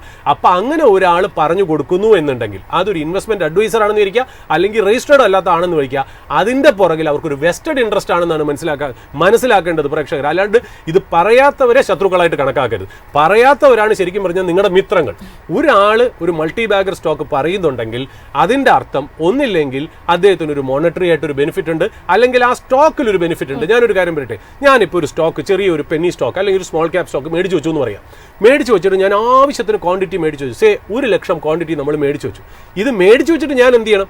മിണ്ടാതിരുന്നിട്ട് കാര്യമില്ല, ഞാനിത് പറയുമ്പോഴാണ് ശരിക്കും പറഞ്ഞാൽ നമ്മുടെ പ്രേക്ഷകർ പറയുന്നത്, ഓ ഈ വ്യക്തി കൊള്ളാലോ, ഒരുപാട് മൾട്ടി ബാഗർ സ്റ്റോക്ക് പറയുന്നുണ്ട് എന്നുള്ളതാണ് പ്രേക്ഷകൻ കാണുന്നത്. പക്ഷേ ഇതിൻ്റെ പുറകിൽ വർക്ക് ചെയ്യുന്ന രീതി എങ്ങനെയെന്നറിയും? ഞാൻ 1,00,000 ഷെയർ മേടിച്ചു വെച്ചിട്ട് ഞാൻ ഈ കഥ പുറത്ത് പറഞ്ഞാൽ മാത്രമേ മറ്റുള്ളവർ മേടിക്കുള്ളൂ, അപ്പോഴേ ഈ സ്റ്റോക്ക് കയറുള്ളൂ എന്നുള്ളതാണ്. ആ സ്റ്റോക്ക് കയറുമ്പോൾ എനിക്ക് വിറ്റ് മാറുമ്പോഴാണ് എൻ്റെ പ്രോഫിറ്റ് ഉണ്ടാവണേ എന്നുള്ളത്. അപ്പോൾ ഒരു മാർക്കറ്റിൽ പല വശങ്ങളും ഉണ്ടെന്നുള്ളത് ഇതൊന്നും ഞങ്ങൾ കാണാത്തതോ അറിയാത്തതോ മനസ്സിലാക്കാത്തതോ അല്ല. 20-25 കൊല്ലം മാർക്കറ്റിൽ ഫണ്ട് മാനേജ്മെന്റ് ചെയ്യുമ്പോൾ നമുക്കൊരു മൾട്ടി ബാഗർ എന്താണെന്നും എന്താണ് പറയേണ്ടതെന്ന് അറിയാം. പക്ഷേ പ്രേക്ഷകനെ സംബന്ധിച്ച് നമുക്കറിയാം, നിങ്ങളുടെ നിവൃത്തികേട് കൊണ്ടാണ്, അല്ലെങ്കിൽ നിങ്ങളുടെ നോളജ് കുറവ് കൊണ്ടാണ്, അല്ലെങ്കിൽ നിങ്ങളുടെ സമയക്കുറവ് കൊണ്ടാണ് നിങ്ങൾ എക്സ്പെക്ട് ചെയ്യുന്നത് നമ്മളിൽ നിന്നും എപ്പോഴും നമ്മൾ അങ്ങനത്തെ ഒരു മൾട്ടി ബാഗർ സ്റ്റോക്ക് പറയണം എന്നുള്ളത്. മൾട്ടി ബാഗർ സ്റ്റോക്ക് പറയാൻ ഒന്നാമത് തന്നെ നമുക്ക് മാൻഡേറ്റ് ഇല്ല. രണ്ടാമത് മൾട്ടി ബാഗർ സ്റ്റോക്ക് പറയുന്ന ഒരു വ്യക്തിയെ നിങ്ങൾ സൂക്ഷിക്കുകയാണ് വേണ്ടത്, അല്ലാണ്ട് ശരിക്കും പറഞ്ഞാൽ നിങ്ങൾ സ്നേഹിക്കുകയല്ല വേണ്ട. കാര്യം അദ്ദേഹത്തിന് അതിൻ്റെ പുറകിൽ ഒരു മോണിറ്ററി ബെനിഫിറ്റ് ഉണ്ട്. But all due respect to all people who are recommending, സർട്ടിഫിക്കേഷനുള്ള സെബി ലൈസൻസ്ഡ് ആയിട്ടുള്ള ആക്ടിവിറ്റി ചെയ്യുന്ന ആൾക്കാരുടെ റെക്കമെൻഡേഷൻസിന് നമ്മൾ റെസ്പെക്ട് ചെയ്യുന്നു വിത്ത് ഓൾ ഹ്യൂമിലിറ്റി. അവരെയൊക്കെ വെച്ച് നോക്കുമ്പോൾ നമ്മൾ വളരെ ചെറിയ ആൾക്കാരാണ്. പക്ഷേ നമ്മുടെ അനുഭവം കൊണ്ടും നമ്മൾ മനസ്സിലാക്കിയ കാര്യങ്ങളും കൊണ്ടും നമ്മൾ പറയുന്നത് വെച്ചാൽ നമ്മുടെ കയ്യിൽ ഇങ്ങനെ ഇല്ല. നമ്മൾക്ക് ആകെപ്പാടെ നിങ്ങൾ ചെയ്യുന്ന ഒരു കാര്യം, നമ്മൾ ചെയ്യുന്ന ഒരു കാര്യം എന്താണ്? നമ്മുടെ എഡിറ്റോറിയൽ പോളിസി കഴിഞ്ഞാൽ നിങ്ങളുടെ മുന്നിലേക്ക് ഒരു ദിവസം 1000 ന്യൂസുകൾ വരുന്നുണ്ട്. ഈ 1000 ന്യൂസുകളിൽ 95% ന്യൂസുകളും നിങ്ങൾക്ക് ആവശ്യമില്ലാത്ത, ഞങ്ങൾ ഇതിനെ ഫിൽട്ടർ ചെയ്ത് നിങ്ങൾക്ക് 5% ന്യൂസ് മാത്രം ഒരു എക്സ്പ്ലനേറ്ററി രീതിയിൽ, സിമ്പിൾ രീതിയിൽ, നിങ്ങൾക്ക് മനസ്സിലാവുന്ന രീതിയിൽ നിങ്ങളുടെ മുന്നിലേക്ക് അവതരിപ്പിക്കുന്നു. നിങ്ങൾക്ക് അതിൻ്റെ ഒരു കാഴ്ചപ്പാട് വലുതാവുന്നു, ഒരു ബ്രോഡൻ ചെയ്യുന്നു, നിങ്ങൾക്ക് മനസ്സിലാവുന്നു എന്നുള്ള. പിന്നെ അത് മാത്രമല്ല, നമ്മുടെ രണ്ടാമത്തെ ഒരു ഉദ്ദേശം എന്ന് വെച്ചാൽ നിങ്ങളെ എഡ്യൂക്കേറ്റ് ചെയ്യുന്ന ഒരു നോളജ് ബേസ്ഡ് പ്ലാറ്റ്ഫോം എന്നുള്ളത് മാത്രമല്ല നമ്മൾ പറഞ്ഞു വയ്ക്കുന്നത്. നമ്മൾ രണ്ടാമത് പറയുന്നത് വെച്ചാൽ ഇത് അറിയാവുന്ന നിങ്ങളെ ഒരിക്കലും ഒരു ഇൻവെസ്റ്റ്മെന്റ് അഡ്വൈസറിൻ്റെയോ അല്ലെങ്കിൽ റിസർച്ച് അനലിസ്റ്റ് ഒരാളെ ഡിപ്പെൻഡൻസി ആക്കാനായിട്ട് നമ്മൾ ശ്രമിക്കുന്നില്ല. നിങ്ങൾക്ക് തന്നെ നോളജ് പകർന്നു തരാനാണ് നോക്കുന്നത്. നമ്മൾ എപ്പോഴും പറയാറുണ്ട്, we teach fishing we do not give fish. നമ്മൾ മീനല്ല തരുന്നത്, മീൻ പിടിക്കാനാണ് പഠിപ്പിച്ച് തരുന്നത് എന്നുള്ളത്. അപ്പം നിങ്ങൾക്ക് ഞങ്ങൾ ഈ ഇൻഫർമേഷൻ പാസ് ചെയ്ത് ഞങ്ങളുടെ എക്സ്പീരിയൻസുകളും ഈ സ്റ്റോറീസും കഴിഞ്ഞ കാര്യങ്ങളും വെച്ചിട്ട് നിങ്ങൾക്ക് പറയുമ്പോൾ നിങ്ങൾക്ക് അതിൻ്റേതായ ഒരു ബ്രെയിൻ ഫ്രെയിം വർക്ക് നിങ്ങൾക്ക് ഡെവലപ്പ് ചെയ്ത് ഒരു സൈക്കോളജിക്കൽ ആറ്റിറ്റ്യൂഡ് ഡെവലപ്പ് ചെയ്ത് നിങ്ങൾക്ക് മാർക്കറ്റിൽ ആരുടെയും സഹായമില്ലാതെ, ഒരു ഫിനാൻസ് ആൻഡ് അക്കൗണ്ടിങ് ബാക്ക്ഗ്രൗണ്ട് ഇല്ലാതെ, ഒരുപാട് കോംപ്ലക്സ് ആയിട്ടുള്ള ഫണ്ടമെന്റലും ടെക്നിക്കലും പഠിക്കാതെ നിങ്ങൾക്ക് സാധാരണ നിങ്ങളുടെ ഡെയിലി ജീവിതത്തിൽ നിന്നും, നിങ്ങൾക്കൊരു റോഡിൽ നിന്ന്, നിങ്ങൾക്കൊരു സൂപ്പർ മാർക്കറ്റിൽ നിന്ന്, നിങ്ങളുടെ ദിനചര്യകളിൽ നിന്ന് ഒരു ബിസിനസ് എങ്ങനെ ഐഡന്റിഫൈ ചെയ്ത് ആ ബിസിനസ്സിന്റെ സ്റ്റോക്ക് ഇനി അങ്ങോട്ട് മുന്നിൽ നല്ലൊരു റിട്ടേൺ തരുമോ എന്നുള്ളൊരു നോളജാണ് നമ്മുടെ എഡിറ്റോറിയൽ പോളിസി കൂടെ നിങ്ങളുടെ മുന്നിൽ അവതരിപ്പിക്കുന്നത്. നിങ്ങൾ ക്ഷമിക്കണം, ഞങ്ങളുടെ മൾട്ടി ബാഗർ സ്റ്റോക്ക് പറയാൻ ഞങ്ങൾക്ക് മാൻഡേറ്റ് ഇല്ല. അത് മാത്രമല്ല, മൾട്ടി ബാഗർ സ്റ്റോക്ക് അങ്ങനെ കിടക്കുകയാണെന്നുണ്ടെങ്കിൽ നമുക്ക് വാരിക്കോരി തരണം എന്നാണ് ആഗ്രഹമുള്ളത്. പക്ഷെ അങ്ങനെയില്ല. സാറിന്റെ ഒരു പേജ് ഇൻഡസ്ട്രീസിന്റെ ഒരു സ്പെഷ്യൽ പ്രോഗ്രാം നമ്മൾ ചെയ്തിട്ടുണ്ടായിരുന്നല്ലോ, അതിന്റെ താഴെയൊക്കെ നെക്സ്റ്റ് പേജ് ഇൻഡസ്ട്രി ഏതാണ്, ഏതെങ്കിലും സ്റ്റോക്ക് റെക്കമെൻഡ് ചെയ്യാമോ എന്നുള്ള ഒരുപാട് ക്വയറീസ് ഒക്കെ അല്ല. അത് മാത്രമല്ല, ഇത് പറഞ്ഞിട്ട് എന്ത് കാര്യം, ഇനിയുള്ളതല്ലേ പറഞ്ഞു തരേണ്ടത്. ശരിക്കും പറഞ്ഞാൽ എനിക്ക് യാതൊരു ഓബ്ലിഗേഷനും ഇല്ല പറയാൻ. അതാണ് അതിന്റെ വ്യത്യാസമായിട്ടുള്ള ഒരു കാര്യം എന്ന് പറയുന്നത്. അദ്ദേഹം പേജ് ഇൻഡസ്ട്രി കണ്ടെത്തിയതും അതുമായിട്ടുള്ള ഒരു ജേണിയും, അത് ത്രൂ ഔട്ട് ദ ജേണിയിലാണ് അദ്ദേഹത്തിന് അതൊരു മൾട്ടി ബാഗറായി മാറിയ കഥയൊക്കെ തന്നെ നിങ്ങൾ കണ്ടത്. അല്ലാതെ ഒരു മൾട്ടി ബാഗറായിട്ട് ഇന്ന സ്റ്റോക്ക് നിങ്ങൾ പിടിച്ചോളൂ എന്നുള്ള ഒരു അഡ്വൈസ് തരാൻ നമുക്ക് തീർച്ചയായിട്ടും ആ ഒരു പ്രോഗ്രാമിൽ ഞാൻ ഉദ്ദേശിച്ച കാര്യം, നമ്മുടെ അനിലയാണ് എന്നെ ഇന്റർവ്യൂ ചെയ്തത്. ഞാൻ അതിനകത്ത് പറഞ്ഞു വെച്ചാൽ, ഞാൻ അധികം ബാക്ക്ഗ്രൗണ്ട് ഇല്ലാതെ ഒരു എഞ്ചിനീയറിംഗ് ബാക്ക്ഗ്രൗണ്ടിൽ നിന്ന് വന്നിട്ട് ഒരു സാധാരണക്കാരൻ എന്ന രീതിയിൽ നമ്മുടെ ഒബ്സർവേഷനിൽ ഒരു ബിസിനസ് കണ്ടുപിടിച്ചു. ഫോർച്യുനേറ്റ്ലി ആൻഡ് ലക്കിലി ആൻഡ് എൻ്റെ ഒരു എഫേർട്ടും കൂടെ വന്ന് തീർച്ചയായിട്ടും അതൊരു നല്ലൊരു പെർഫോമിംഗ് ബിസിനസ്സും പെർഫോമിംഗ് സ്റ്റോക്കായിട്ട് മാറിയപ്പോൾ ഞാൻ ആൾക്കാരിലേക്ക് പറഞ്ഞു കൊടുക്കുന്ന ഇൻഫർമേഷൻ എന്താ, നിങ്ങൾക്കും ആവാം ഈ രീതിയിൽ, എനിക്കാവാമെങ്കിൽ നിങ്ങൾക്കും ആവാം എന്നുള്ളതാണ് പറഞ്ഞത്. അപ്പം ഞാനൊരു എഞ്ചിനീയറിംഗ്, ഞാൻ ഇതുവരെ ഒരു ഫിനാൻഷ്യൽ ബാക്ക്ഗ്രൗണ്ടിൽ നിന്ന് ഞാൻ പഠിച്ചിട്ടില്ല. ഞാൻ പഠിച്ചെടുത്തൊക്കെ എൻ്റെ സ്വന്തമായ രീതിയിലാണ് പഠിച്ചെടുത്തത്. അപ്പം നിങ്ങൾക്ക് ഇതൊരു സീരിയസ് അസറ്റ് ക്ലാസ് ആണ്. നിങ്ങൾക്ക് ഇതിനകത്ത് വലിയൊരു വെൽത്ത് ക്രിയേഷൻ നിങ്ങൾക്ക് ചെയ്യണം എന്നുണ്ടെങ്കിൽ, നിങ്ങൾക്ക് ഒരു സാധാരണക്കാരനാണെങ്കിൽ പോലും പല കുറവുകളുണ്ടെങ്കിൽ പോലും നിങ്ങൾക്ക് ആ ലെവലിലേക്ക് എത്താം എന്നുള്ള ഒരു സ്റ്റോറിയാണ് നമ്മൾ ഇതുവഴി ഉദ്ദേശിച്ചത്. അല്ലാണ്ട് നമ്മൾ ഒരു എന്താ പറയുക, എൻ്റെ ഒരു കേപ്പബിലിറ്റിയോ അല്ലെങ്കിൽ ഞാൻ മിടുക്കനാണെന്നോ അല്ലെങ്കിൽ ഞാൻ വലിയവനാണെന്നോ അല്ലെങ്കിൽ ഞാൻ ഒരുപാട് മൾട്ടി ബാഗർ പിടിക്കുന്നവനാണെന്നോ പറയാനുള്ള ഉദ്ദേശത്തിലല്ല. നമ്മുടെയൊക്കെ ഏതാണ്ട് 51 വയസ്സായി. നമുക്കിനി ഒരു മോണിറ്ററി ആസ്പെക്റ്റോ മോണിറ്ററി എന്താ പറയുക, ഒരു സാമ്പത്തികപരമായിട്ടുള്ള നമുക്ക് ഒരു ദുരുദ്ദേശവും മാർക്കറ്റിലില്ല എന്നുള്ളത് ഞാൻ ഇവിടെ വന്ന് ഈ ഹോട്ട് സീറ്റിൽ ജാസ്മിൻ്റെ കൂടെ ഇരിക്കുന്ന എൻ്റെ ഒരു പാഷൻ പെർസ്യൂ ചെയ്യാൻ വേണ്ടിയിട്ടാണ്. എനിക്ക് ഇഷ്ടമാണ്, എനിക്ക് സ്റ്റോക്കുകൾ ഇഷ്ടമാണ്, ബിസിനസ് ഇഷ്ടമാണ്, ന്യൂസുകൾ ഇഷ്ടമാണ്. ഇത് സാധാരണ രീതിയിൽ സാധാരണക്കാരൻ്റെ മുന്നിലേക്ക് എത്തിക്കാൻ വേണ്ടിയിട്ട് ഞാനത് സിംപ്ലിഫൈ ചെയ്ത് എൻ്റെ മാക്സിമം എഫേർട്ട് രാവും പകലും വിട്ട് രാത്രി US മാർക്കറ്റ് വരുന്നത് കണ്ടാണ് ഞാൻ നിങ്ങളുടെ മുന്നിൽ ഇരിക്കുന്നതെന്നൂടെ ഞാൻ ഒന്ന് പറഞ്ഞു വെക്കുന്നു Jasmine. Yes, that's all about our editorial policy. ഏതായാലും ഒരു സ്റ്റോക്ക് റെക്കമെൻഡേഷനോ അഡ്വൈസോ ഒന്നും തന്നെയല്ല, നമ്മുടെ ഒരു ഇൻഫർമേഷൻ പർപ്പസിനും ആ ബിസിനസ്സിൻ്റെ, ഒരു കമ്പനിയുടെ ബിസിനസ്സിൻ്റെ സാധ്യതകളുമാണ് ഞങ്ങൾ നിങ്ങൾക്ക് മുന്നിലേക്ക് വീണ്ടും പരിചയപ്പെടുത്തുന്നത് ഈ ഒരു പ്രോഗ്രാമിലൂടെ എന്നുള്ളത് തീർച്ചയായിട്ടും പറഞ്ഞു വയ്ക്കുകയാണ്. യെസ്, ഏതായാലും നമുക്ക് ലൈവ് അപ്ഡേറ്റിലേക്ക് പോകാം. അതിനായിട്ട് റിസർച്ച് ഡെസ്കിൽ നിന്ന് ഇപ്പോൾ ജോയിൻ ചെയ്യുന്നത് നിഖിലാണ്. Good morning Nikhil. Good morning Jasmine. Yes, ഏതായാലും ഈ ഒരു ആഴ്ചയിലെ ആദ്യത്തെ ട്രേഡിംഗ് ഡേ ആണ്. നിഫ്റ്റിയെ സംബന്ധിച്ചിടത്തോളം നിലവിൽ ഒരു ഫ്ലാറ്റ് നോട്ടിലായിരുന്നു ട്രേഡ് ചെയ്തുകൊണ്ടിരുന്നത്. ബാങ്ക് നിഫ്റ്റിയിലേക്ക് നോക്കിക്കഴിഞ്ഞാലും ഇപ്പോൾ ഒരു നേരിയ ഇടിവ് നമുക്ക് കാണുന്നുണ്ട്. അപ്പോഴും ഒരു റെക്കോർഡ് ഹൈ ടച്ച് ചെയ്ത ശേഷമാണ് നിഫ്റ്റി ബാങ്ക് ഇൻഡെക്സ് ഇപ്പോൾ ചെറിയൊരു പ്രോഫിറ്റ് ടേക്കിങ്ങിലേക്ക് പോയിരിക്കുന്നത്. മറ്റ് പ്രധാനപ്പെട്ട അപ്ഡേറ്റ്സ് എന്തൊക്കെയാണ്?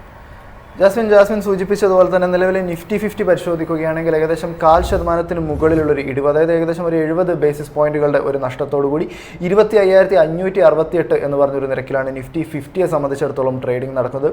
അഡ്വാൻസ് ആൻഡ് ഡിക്ലൈൻ റേഷ്യോ പരിശോധിക്കുകയാണെങ്കിൽ നിലവിൽ 29 കമ്പനികൾ അഡ്വാൻസായി ട്രേഡ് ചെയ്യുമ്പോൾ 20 കമ്പനികൾ നിഫ്റ്റി 50യിൽ നിന്ന് ഒരു ഇടിവ് രേഖപ്പെടുത്തിക്കൊണ്ടുള്ള ഒരു ട്രേഡിംഗ് ആണ് കാണാൻ സാധിച്ചത്. നിഫ്റ്റി ബാങ്കിലേക്ക് കടക്കുകയാണെങ്കിൽ ജാസ്മിൻ നേരത്തെ സൂചിപ്പിച്ചതുപോലെ തന്നെ ഇന്നൊരു ഹോൾ ടൈം ഹൈ ക്രിയേറ്റ് ചെയ്യുന്ന ഒരു കാഴ്ചയും കാണാൻ സാധിച്ചു. 57,614 എന്ന് പറഞ്ഞൊരു ലെവലാണ് നിഫ്റ്റി ഹൈ, അതിൻ്റെ ഓൾ ടൈം ഹൈ ആയിട്ട് ഇന്ന് ക്രിയേറ്റ് ചെയ്തത്. അതിനുശേഷം ഇപ്പോഴത്തെ ഒരു മാർക്കറ്റ് നോക്കുകയാണെങ്കിൽ ഏകദേശം ഒരു ഫ്ലാറ്റ് ആയിട്ടുള്ള ഒരു ഇടിവ് രേഖപ്പെടുത്തിക്കൊണ്ട് 57,423 എന്നൊരു നിരക്കിലാണ് നിഫ്റ്റി ബാങ്കിനെ സംബന്ധിച്ചിടത്തോളം ഇപ്പോൾ ട്രേഡിംഗ് പുരോഗമിക്കുന്നത്. അഡ്വാൻസ് ആൻഡ് ഡിക്ലൈൻ റേഷ്യോ പരിശോധിക്കുമ്പോൾ നിലവിൽ 8 ബാങ്കിംഗ് ഓഹരികൾ നേട്ടം രേഖപ്പെടുത്തി ട്രേഡ് ചെയ്യുമ്പോൾ 4 ഓഹരികൾ ഇടിവാണ് നിഫ്റ്റി ബാങ്കിൽ നിന്നും ഇപ്പോൾ പ്രകടിപ്പിക്കുന്നത്. നിഫ്റ്റി 50യിലേക്ക് മടങ്ങി വരികയാണെങ്കിൽ ഇന്നിപ്പോൾ ഒരു മികച്ച ഒരു പെർഫോമൻസ് കാണാൻ സാധിക്കുന്നത് ജിയോ ഫിനാൻഷ്യൽ സർവീസസിൻ്റെ ഭാഗത്ത് നിന്നാണ്.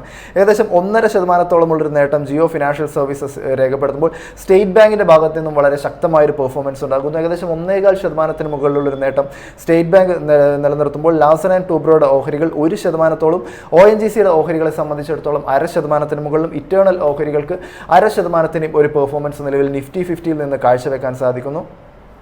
ഇടിവ് നേരിടുന്ന ഓഹരികളെ സംബന്ധിച്ചിടത്തോളം പരിശോധിക്കുകയാണെങ്കിൽ ഓട്ടോ കമ്പനികളിലാണ് ഇന്ന് താരതമ്യേന കുറച്ചുകൂടെ വലിയ ഇടിവ് കാണാൻ സാധിക്കുന്നത്. ഹീറോ മോട്ടോകോപ്പിന്റെ ഓഹരികൾ ഏകദേശം 2% മുകളിലും മഹീന്ദ്ര ഓഹരികളെ സംബന്ധിച്ചിടത്തോളം 0.25% മുകളിലുള്ളൊരു ഇടിവിലേക്ക് കടക്കുമ്പോൾ ടാറ്റ കൺസ്യൂമേഴ്സ് പ്രൊഡക്റ്റിൻ്റെയും മറ്റുമൊക്കെ FMCG കമ്പനിയുടെ ഓഹരികളും മറ്റുമൊക്കെ ഏകദേശം 2%, NTPCയുടെ ഓഹരി നിലവിൽ ഇപ്പോൾ 1% മുകളിലുള്ള ഒരു ഇടിവിലേക്ക് കടന്നിരിക്കുന്നു എന്നൊരു വാർത്തയാണ് മാർക്കറ്റിൻ്റെ ഒരു അപ്ഡേറ്റ് ആയിട്ട് പറയാനുള്ളത്. നിഫ്റ്റി ബാങ്കിലേക്ക് കടക്കുകയാണെങ്കിൽ നിലവിൽ 57,426 എന്ന് പറഞ്ഞൊരു നിരക്കിൽ ട്രേഡ് ചെയ്തുകൊണ്ടിരിക്കുന്ന നിഫ്റ്റി ബാങ്കിൽ നിന്ന് മികച്ച ഒരു പെർഫോമൻസ് കാണാൻ സാധിക്കുന്നത് ബാങ്ക് ഓഫ് ബറോഡയുടെ ഭാഗത്ത് നിന്നാണ്. ഏകദേശം 3% ഒരു നേട്ടം ബാങ്ക് ഓഫ് ബറോഡ കാഴ്ചവെക്കുമ്പോൾ പഞ്ചാബ് നാഷണൽ ബാങ്ക് ഓഹരികൾ 2.5%, ഫെഡറൽ ബാങ്കിന്റെ ഓഹരിയിലും ഏകദേശം 2% ഒരു മികച്ച ഒരു പെർഫോമൻസും ഉണ്ടാകുന്നു. സ്റ്റേറ്റ് ബാങ്ക് പരിശോധിക്കുകയാണെങ്കിൽ 1.25% മുകളിലുള്ളൊരു നേട്ടവും IDFC ഫസ്റ്റ് ബാങ്കിന്റെ ഭാഗത്ത് നിന്ന് 1.25% മുകളിലുമുള്ളൊരു നേട്ടം കാഴ്ചവെക്കുമ്പോൾ കോട്ടക് മഹീന്ദ്ര ബാങ്കിന്റെ ഓഹരികൾ 1.5%, ബാങ്കിംഗ് ഭീമനായിട്ടുള്ള HDFC ബാങ്ക് ഓഹരികൾ ഏകദേശം 0.5% മുകളിലുമുള്ളൊരു ഇടിവ് നിലവിലിപ്പോൾ പ്രകടിപ്പിച്ചുകൊണ്ടിരിക്കുകയാണ്. ഇന്നത്തെ സെക്ടേഴ്സിൻ്റെ ഒരു പെർഫോമൻസ് നോക്കുകയാണെങ്കിൽ വളരെ മിക്സഡ് ആയിട്ടുള്ള ഒരു രീതിയിലുള്ള ഒരു പെർഫോമൻസ് ആണ് സെക്ടേഴ്സിൻ്റെ ഭാഗത്ത് നിന്ന് കാണാൻ സാധിക്കുന്നത്. ഇതിൽ നിന്ന് തന്നെ നിഫ്റ്റി PSU ബാങ്കിൻ്റെയും മറ്റുമൊക്കെ ഭാഗത്ത് നിന്ന് ഒരു ഔട്ട് പെർഫോമൻസ് തന്നെ ഉണ്ടാകുന്നു. ഏകദേശം 2.25% ഒരു നേട്ടം നിഫ്റ്റി PSU ബാങ്കും മറ്റുമൊക്കെ രേഖപ്പെടുത്തുമ്പോൾ ഏകദേശം 0.5% ഒരു ഇടിവ് നിഫ്റ്റി ഓട്ടോയും മറ്റുമൊക്കെ പ്രകടിപ്പിക്കുന്നു എന്നൊരു വാർത്തയാണ് നമുക്ക് പങ്കുവയ്ക്കാനായിട്ടുള്ളത്.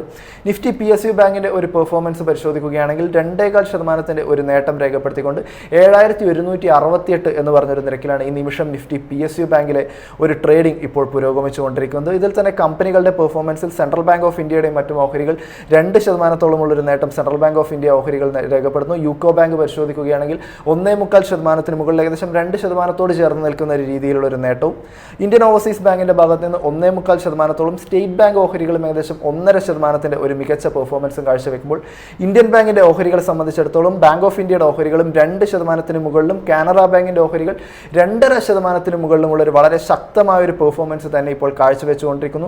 ഇതിൽ തന്നെ യൂണിയൻ ബാങ്കിന്റെ ഓഹരികളെയാണ് നമുക്കിപ്പോൾ എടുത്തു പറയേണ്ടതായിട്ടുള്ളത്. ഏകദേശം 3% മുകളിലുള്ള നേട്ടത്തിലേക്ക് യൂണിയൻ ബാങ്ക് ഇപ്പോൾ കടന്നിരിക്കുന്നു എന്നൊരു വാർത്ത കൂടിയാണ് ഇപ്പോൾ പങ്കുവയ്ക്കാനായിട്ടുള്ളത്.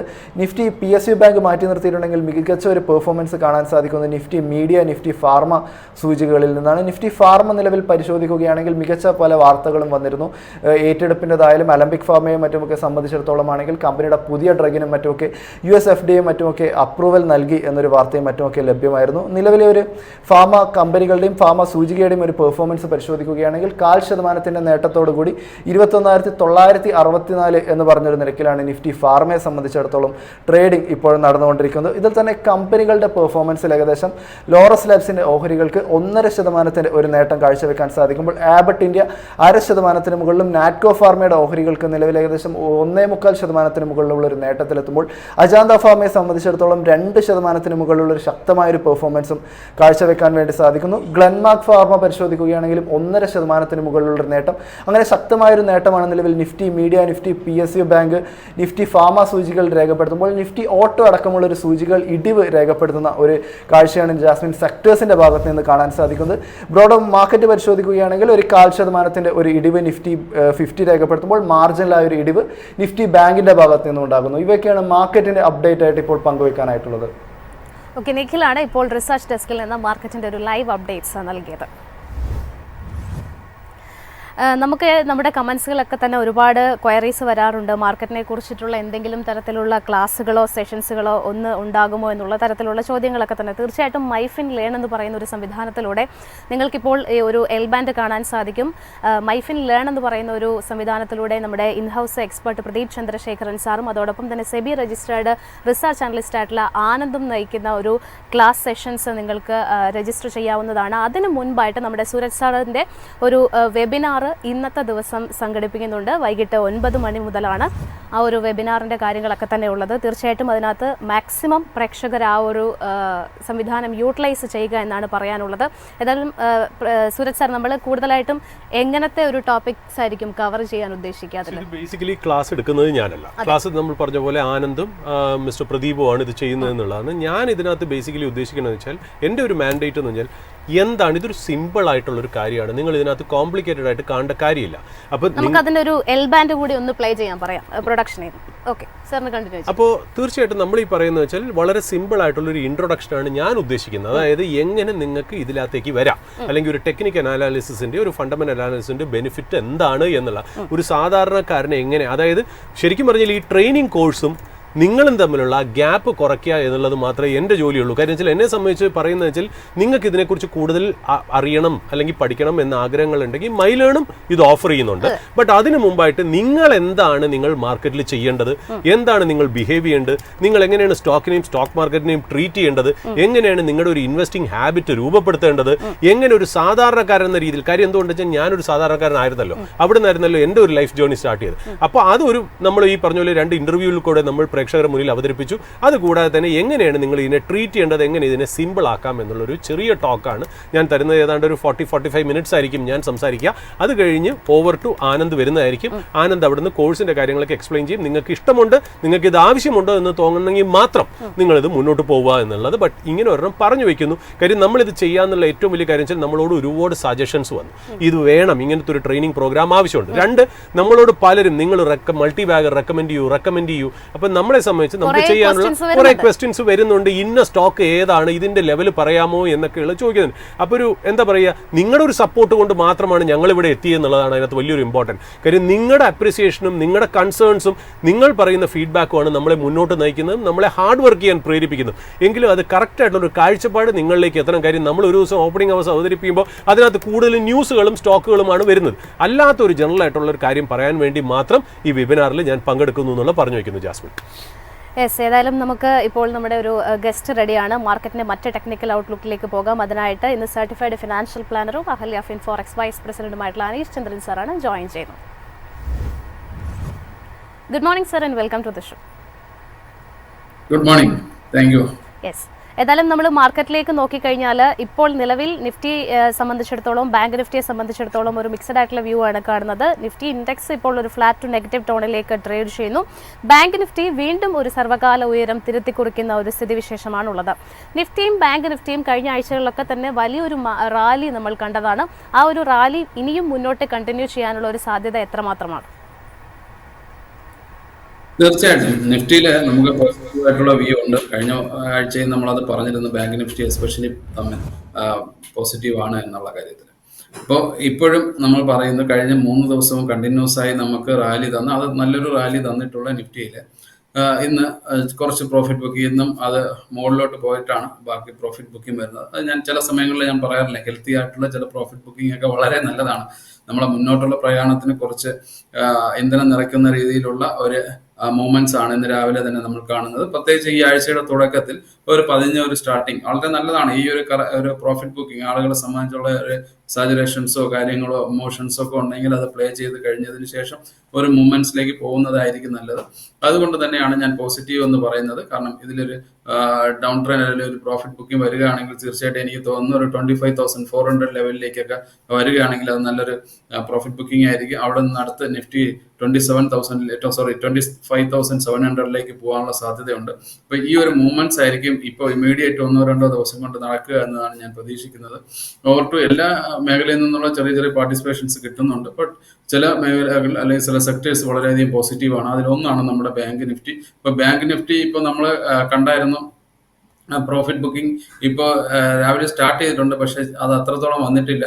ഈ ഒരു വലിയൊരു മൂവ്മെന്റ്സ് വന്നതിൽ നിന്ന് ഒരു പ്രോഫിറ്റ് ബുക്കിംഗ് ആണ് ഇപ്പോൾ വന്നുകൊണ്ടിരിക്കുന്നത്. അപ്പോൾ ഇതില് നമുക്ക് കാണാൻ പറ്റുന്ന ലെവൽ എന്ന് പറഞ്ഞാൽ 57,000 എന്ന് പറയുന്ന ഒരു ബേസിക് ആയിട്ടുള്ള ഒരു പ്രോഫിറ്റ് ബുക്കിംഗ് വരാവുന്ന ഒരു നോർമൽ ഏരിയ ആണ്. ദെൻ അവിടെ നിന്ന് വീണ്ടും പോവുകയാണെങ്കിൽ 58,000 പോകുന്നത്. ഈ ബാങ്ക് നിഫ്റ്റിയുടെ സ്ട്രെങ്ത് എന്ന് പറഞ്ഞാൽ ഇപ്പോഴും വളരെയധികം പോസിറ്റീവായിട്ട് തന്നെയാണ് നിൽക്കുന്നത്. ഇപ്പൊ ഏതെങ്കിലും ഒരു ചെറിയ ചെറിയ ആക്ഷൻസ് വന്നു കഴിഞ്ഞാൽ അതിലേക്ക് വീണ്ടും ഇൻവെസ്റ്റേഴ്സ് അല്ലെങ്കിൽ റീറ്റെയിലേഴ്സ് അല്ലെങ്കിൽ ബയേഴ്സ് വരാനുള്ള സാധ്യതയാണ് ഇതിൽ കാണുന്നത്. അതായത് റീട്രേഡ് ബൈ എന്ന് പറയുന്ന ഒരു പ്രോസസ്സാണ് ബാങ്ക് നിഫ്റ്റിയിൽ കുറച്ച് കാലമായിട്ട് നടന്നുകൊണ്ടിരിക്കുന്നത്. ആ ഒരു പ്രോസസ്സ് സ്റ്റിൽ കണ്ടിന്യൂ ചെയ്യും. നമുക്ക് ഇമീഡിയറ്റ് പറയാൻ പറ്റുന്ന ഒരു റെസിസ്റ്റൻസ് എന്ന് പറഞ്ഞാൽ 58,000 ആണ്. അപ്പോൾ 2 ഇൻഡെക്സുകളും പോസിറ്റീവ് തന്നെയാണ് നമ്മൾ പ്രതീക്ഷിക്കുന്നത്. സ്റ്റിൽ കണ്ടിന്യൂ ഓൺ പോസിറ്റീവ് ആയിരിക്കുകയും ചെയ്യും. ഇടയ്ക്കുള്ള പ്രോഫിറ്റ് ബുക്കിംഗ് നമ്മളെ ബൈയിങ് ഓപ്പർച്യൂണിറ്റി ആണെന്ന് വീണ്ടും ഓർമ്മിപ്പിക്കുകയാണെന്നുള്ളത് മാത്രമേ. അനീഷ് സർ, ഇൻഡെക്സ് ബേസ് ചെയ്ത് ചോദിക്കുകയാണെന്നുണ്ടെങ്കിൽ ലാസ്റ്റ് വീക്കിലൊക്കെ തന്നെ private bank, PSU bank, metal ഇൻഡെക്സിലൊക്കെ തന്നെ വലിയൊരു മുന്നേറ്റം നമ്മൾ കണ്ട സമയത്ത് IT ഇൻഡെക്സ് ഒരു അല്പം അണ്ടർ പെർഫോമൻസ് ആയിരുന്നു കാഴ്ചവെച്ചിട്ടുണ്ടായിരുന്നത്. IT ഇൻഡെക്സിലുള്ള സാറിൻ്റെ ഒരു ടേക്ക് എങ്ങനെയാണ്?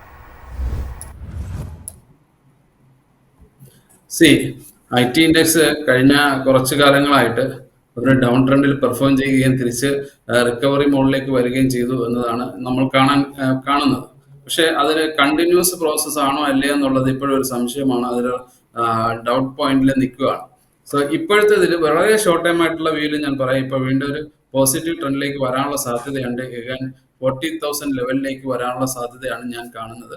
ഇമീഡിയറ്റ്ലി ഒരു വലിയ മൂവ്മെന്റ്സ് പ്രതീക്ഷിക്കുന്നില്ല, പക്ഷേ ഒരു റിക്കവറി മോഡിലേക്ക് വരാനുള്ള സാധ്യത ഉണ്ട്. 40,000 ഇപ്പൊ നിൽക്കുന്നത് 38,700 ലെവലിൽ നിന്ന് 40,000ലേക്ക് വരാനുള്ള സാധ്യതയാണ് കാണുന്നത്. അപ്പൊ ഇമീഡിയറ്റ് ആയിട്ടുള്ള വലിയ മൂവ്മെന്റ്സ് ഇല്ലെങ്കിൽ പോലും ഈ മാർക്കറ്റിൽ പാർട്ടിസിപ്പേറ്റ് ചെയ്യാനുള്ള ചെറിയ ചെറിയ പാർട്ടിസിപ്പേഷൻസിന് ഉള്ള ഒരു സ്ട്രെങ്ത് ഇപ്പോൾ ഇൻഡെക്സിൽ IT ഇൻഡെക്സിലുണ്ട്. അത് തീർച്ചയായിട്ടും അതിൽ പാർട്ടിസിപ്പേറ്റ് ചെയ്യുമെന്നാണ് ഞാൻ പ്രതീക്ഷിക്കുന്നത്.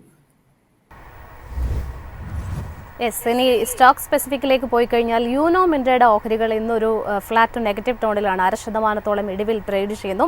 ഈ ഒരു സ്റ്റോക്കിന്റെ പെർഫോമൻസ് പരിശോധിക്കുകയാണെന്നുണ്ടെങ്കിൽ ഈ ഒരു മാസത്തിൽ 10%-ലധികം മുന്നേറ്റം ഇതുവരെ രേഖപ്പെടുത്തിയിട്ടുള്ള ഒരു സ്റ്റോക്ക് കൂടിയാണ്. കൂടുതൽ ഔട്ട് പെർഫോമൻസ് അല്ലെങ്കിൽ ഒരു അപ്സൈഡ് പൊട്ടൻഷ്യലിന്റെ സാധ്യത കൽപ്പിച്ചുകൊണ്ട് CLSA ബ്രോക്കറേജ് അടക്കം ഈ ഒരു സ്റ്റോക്കിൽ ഒരു ഇനീഷ്യേറ്റീവ് ആരംഭിക്കുന്നതായിട്ട് കാണാൻ സാധിക്കുന്നുണ്ട്. ഈ യൂനോ മിൻഡയെക്കുറിച്ചുള്ള സാറിന്റെ ഒരു ടേക്ക് എങ്ങനെയാണ്? ടെക്നിക്കലി വളരെ ഇമ്പോർട്ടന്റ് ആയിട്ടുള്ള ഒരു പാറ്റേൺ ആണ് ഫോം ചെയ്തിരിക്കുന്നത്. ഒരു 2-3 പ്രാവശ്യം ഇതേ ലെവലിൽ 1100 എന്ന ലെവലിൽ വരികയും താഴെ പ്രോഫിറ്റ് ബുക്കിംഗിലേക്ക് പോവുകയും ചെയ്ത ഒരു സ്റ്റോക്സ് ആണ്. ബട്ട് ഈ പ്രാവശ്യം നമുക്ക് കാണാൻ കഴിയുന്നത്, എനിക്ക് തോന്നുന്നത് അതിന് മുകളിലേക്ക് പോകാനുള്ള സാധ്യതയുണ്ട്. കാരണം വോളിയം അതിനെ സപ്പോർട്ട് ചെയ്യുന്നുണ്ട്. അപ്പോൾ തീർച്ചയായിട്ടും എനിക്ക് തോന്നുന്നത് ഈ ഒരു റെസിസ്റ്റൻസ് ലെവൽ ബ്രേക്ക് ചെയ്ത് കഴിഞ്ഞാൽ, നല്ല വോളിയത്തോടു കൂടി ബ്രേക്ക് ചെയ്ത് കഴിഞ്ഞാൽ നിങ്ങൾക്ക് വലിയൊരു മൂവ്മെന്റ്സ്, ഈ എല്ലാ റേറ്റിംഗ് ഏജൻസികളും പ്രെഡിക്റ്റ് ചെയ്യുന്നത് പോലെ വലിയൊരു മൂവ്മെന്റ്സ് ഇതിന് പിന്നിലുണ്ട് എന്നതാണ് എനിക്ക് തോന്നുന്നത്. അതിനുള്ള വോളിയം അതിൽ ഇംപ്രൂവ് ചെയ്ത് വരികയും ചെയ്യുന്നു. അപ്പൊ ഷോർട്ട് ടൈമിൽ അത് നമുക്ക് പോസിറ്റീവ് ആയിട്ടുള്ള ഒരു വ്യൂ മെയിൻറ്റെയിൻ ചെയ്യുക. ബട്ട് പ്രൊവൈഡായിട്ട് അവിടെ ഒരു ബ്രേക്ക് ഔട്ട് വരുന്നുണ്ടോ എന്നുള്ളത് നമ്മൾ തന്നെയാണ് കൺഫേം ചെയ്യേണ്ടത്. ഇപ്പൊ ബ്രേക്ക് ഔട്ട് ലെവൽ ഈ ഒരു 1100, 1140 മുകളിലേക്ക് നല്ല വോളിയത്തോടെ ട്രേഡ് ചെയ്യുകയാണെങ്കിൽ തീർച്ചയായിട്ടും വലിയൊരു മൂവ്മെന്റ്സിന് സാധ്യതയുണ്ട്. 1300 വരെയൊക്കെ ഇമീഡിയറ്റ് പോകാനുള്ള സാധ്യത ഈ സ്റ്റോക്സിൽ തന്നെയുണ്ട്. അപ്പോൾ തീർച്ചയായിട്ടും ഇവിടെ ഈ ഒരു ക്രൂഷ്യൽ ആയിട്ടുള്ള ലെവലാണ്. ഇവിടെ വാച്ച് ചെയ്യുക. ബ്രേക്ക് ഔട്ട് വരികയാണെങ്കിൽ തീർച്ചയായിട്ടും നമുക്കതിൽ എൻറ്റർ ചെയ്യാവുന്നതാണ്. ഇമ്മീഡിയറ്റ് സപ്പോർട്ട് എന്ന് പറയുന്നത് 1020 ആണ്. അപ്പോൾ ഈ ഒരു 1020 എന്തെങ്കിലും പ്രോഫിറ്റ് ബുക്ക് വരികയാണെങ്കിൽ 1020ലേക്ക് പോവുകയും വീണ്ടും ഗെയിൻ ചെയ്യുകയും ചെയ്യുന്ന ഒരു സ്ട്രാറ്റജി ആയിരിക്കും നല്ലത് എന്നാണ് തോന്നുന്നത്. വെയിറ്റ് ആൻഡ് നമുക്ക് പോസിറ്റീവായിട്ട് മെയിൻറ്റെയിൻ ചെയ്യുകയും വെയിറ്റ് ചെയ്യുകയും ബ്രേക്ക് ഔട്ട് വന്നാൽ അതിനോടൊപ്പം സഞ്ചരിക്കുകയും ചെയ്യുന്നതായിരിക്കും ഇതിൻ്റെ സ്ട്രാറ്റജി. സർ, അതോടൊപ്പം തന്നെ ഇന്നൊരു ഓൾ ടൈം ഹൈ നിലവാരത്തിൽ ട്രേഡ് ചെയ്യുന്ന റെഡിംഗ്ടനെ കുറിച്ചാണ് ചോദിക്കുന്നത്. 334 രൂപ 80 പൈസ എന്നുള്ള ഒരു ഓൾ ടൈം ഹൈ ആണ് സ്റ്റോക്ക് ഇന്ന് ഹിറ്റ് ചെയ്തിരിക്കുന്നത്. ഏതായാലും കമ്പനിയെ സംബന്ധിച്ചിടത്തോളം ലാസ്റ്റ് വീക്കിൽ ട്രേഡിംഗ് പരിശോധിച്ചാലും ഒരു ഓൾ ടൈം ഹൈ ക്രിയേറ്റ് ചെയ്തിട്ടുണ്ടായിരുന്നു. അവിടെ നിന്ന് വീണ്ടും ഒരു കുതിപ്പാണ് ഇപ്പോൾ നമുക്ക് കാണാൻ സാധിക്കുന്നത്. റെഡിംഗ്ടനെ സംബന്ധിച്ചിടത്തോളം ഈ ഹൈ ലെവൽസിൽ സ്വീകരിക്കേണ്ട സ്റ്റാൻസ് എന്താണ്? ഇത് വളരെ ക്രൂഷ്യൽ ആയിട്ടുള്ള ട്രേഡിംഗ് സ്റ്റോക്സോ അങ്ങനെ അല്ലെങ്കിൽ പോലും ഒരു മൊമെന്റം സ്റ്റാർട്ട് ചെയ്ത് കഴിഞ്ഞാൽ അതിൽ കണ്ടിന്യൂ ചെയ്യാനുള്ള സാധ്യത ഉള്ള സ്റ്റോക്സ് ആണ്. മുമ്പ് നമ്മളത് പറഞ്ഞിരുന്നു. ഒരു ലെവലിൽ നിന്ന് ബ്രേക്ക് ഔട്ട് 260 മേളിലൊക്കെ വന്നപ്പോൾ തന്നെ അത് പോസിറ്റീവ് വ്യൂ മെയിൻറ്റെയിൻ ചെയ്യുന്ന ഒരു സ്റ്റോക്സ് തന്നെയാണ്. അതിന്റെ വോളിയം ഇപ്പൊ നോക്കുകയാണെങ്കിൽ ഇമ്പ്രൂവ്മെന്റ്സ് വരുന്നുണ്ട്. കഴിഞ്ഞ ഒരു മാസത്തിന് മുമ്പ് നല്ല വോളിയം ഇമ്പ്രൂവ്മെന്റ് ഉണ്ടായിരുന്നു. ഇപ്പൊ വീണ്ടും അത് റീഗെയിൻ ചെയ്യുന്നുണ്ട്. അപ്പോൾ അത് പോസിറ്റീവായിട്ട് നിങ്ങൾ മെയിൻറ്റെയിൻ ചെയ്യുകയും കണ്ടിന്യൂ ചെയ്യുകയും ചെയ്യുക. സ്റ്റോക്സിന്റെ വോളറ്റാലിറ്റി കുറച്ച് കൂടുതലാണ്. അതുകൊണ്ട് തീർച്ചയായിട്ടും എനിക്ക് തോന്നുന്നു പോസിറ്റീവായിട്ട് തന്നെ ഇത് മെയിൻറ്റെയിൻ ചെയ്യുകയും 370 വരെയൊക്കെ പോകാനുള്ള സാധ്യത ഇതിനുണ്ട്. അത് ഡൗൺ സൈഡ് നോക്കുകയാണെങ്കിൽ 300 ലെവലിൽ കഴിഞ്ഞ ദിവസം വളരെയധികം മൂവ്മെന്റ്സ് വന്നുവെങ്കിൽ പോലും 300 ലെവലിലേക്ക് വരുമ്പോൾ വീണ്ടും റീ എൻറ്റർ ചെയ്യുന്ന ഒരു സ്ട്രാറ്റജി ആയിരിക്കും റീറ്റെയിലേഴ്സ് സ്വീകരിക്കുന്നത്. അപ്പോൾ തീർച്ചയായിട്ടും പോസിറ്റീവായിട്ട് വാച്ച് ചെയ്യുക. 300 അടുത്ത് വരികയാണെങ്കിൽ ഒരു ഷോർട്ട് ടൈം ട്രേഡ് എന്നുള്ള രീതിയിൽ എൻട്രി ചെയ്യുകയും അതേപോലെ തന്നെ അത് മുകളിലോട്ട് പോയി 370 വരെ പോകുന്നതിന് വെയിറ്റ് ചെയ്യുകയും ചെയ്യുക. എബോവ് പോകാനുള്ള സാധ്യത ഉണ്ട്. ഇപ്പോഴത്തെ ഒരു ഷോർട്ട് ടൈം ട്രെൻഡ് അത് പോസിറ്റീവാണ്. ഓക്കെ, അനീഷ് സാർ, അവസാനമായിട്ട് ഏതെങ്കിലും സ്റ്റോക്കോ സെക്ടേഴ്സോ നമ്മുടെ പ്രേക്ഷകർക്ക് വേണ്ടി പറയാനായിട്ടുണ്ടോ? ബാങ്കിങ് സെക്ടർ തന്നെയാണ് എപ്പോഴും പറയാനുള്ളത്. സ്റ്റോക്ക് പസിഫിക്കിലേക്ക് ഞാനിപ്പോൾ പോകുന്നില്ല. ബട്ട് ബാങ്കിങ് സെക്ടറിലേക്ക് വളരെയധികം പോസിറ്റീവ് ആയിട്ടുള്ള വ്യൂ മെയിൻറ്റെയിൻ ചെയ്യുക. നമുക്ക് വളരെയധികം പോസിറ്റീവ് ഒരു മൊമെന്റം തന്നെ തരും. കാരണം RBI സ്റ്റാർട്ട് ചെയ്ത് വെച്ചിട്ടുള്ള ആ ഒരു ഇമ്പൾസീവ് എന്ന് പറയുന്നത് ഇമ്മീഡിയറ്റ് തീർന്നു പോകുന്നതല്ല. അത് വളരെയധികം പോസിറ്റീവായിട്ട് ഒരു നവംബർ വരെയൊക്കെ കണ്ടിന്യൂ ചെയ്യുക. ഒരു ടൈം ബൗണ്ട് പറയുകയാണ്, നവംബർ വരെയൊക്കെ കണ്ടിന്യൂ ചെയ്യാനുള്ള വലിയൊരു ഊർജ്ജമാണ് നമുക്ക് RBI നിറച്ചു തന്നിരിക്കുന്നത്. അത് എത്രത്തോളം മുകളിലോട്ട് പോകുമെന്നുള്ളത് നമ്മൾ കാത്തിരുന്ന് കാണുകയായിരിക്കും നല്ലത്. Thank you so much. Thank you Aneesh sir. Suraj sir, ഏതായാലും നമ്മുടെ എപ്പിസോഡ് വൈൻഡപ്പ് ചെയ്യേണ്ടതുണ്ട്. അതിനു മുൻപ് ഇന്ന് ഏത് സ്റ്റോക്കിൻ്റെ ഏത് കമ്പനിയുടെ പൊട്ടൻഷ്യലാണ് നമ്മുടെ പ്രേക്ഷകർക്ക് വേണ്ടി അവതരിപ്പിക്കുന്നത്? ജാസ്മിൻ, ഇതിപ്പോൾ ഞാൻ ഈ സ്പോട്ട്ലൈറ്റിലേക്ക് കൊണ്ടുവന്ന സ്റ്റോക്ക് എന്ന് പറയുന്നത് നമ്മുടെ തന്നെ ഒരു പ്രേക്ഷകൻ കുറേ നാളായിട്ട് നമ്മൾ പുറകെ ചോദിച്ചുകൊണ്ടിരിക്കുന്നത്. രാജീവ് എന്നാണ് അദ്ദേഹത്തിൻ്റെ പേര്.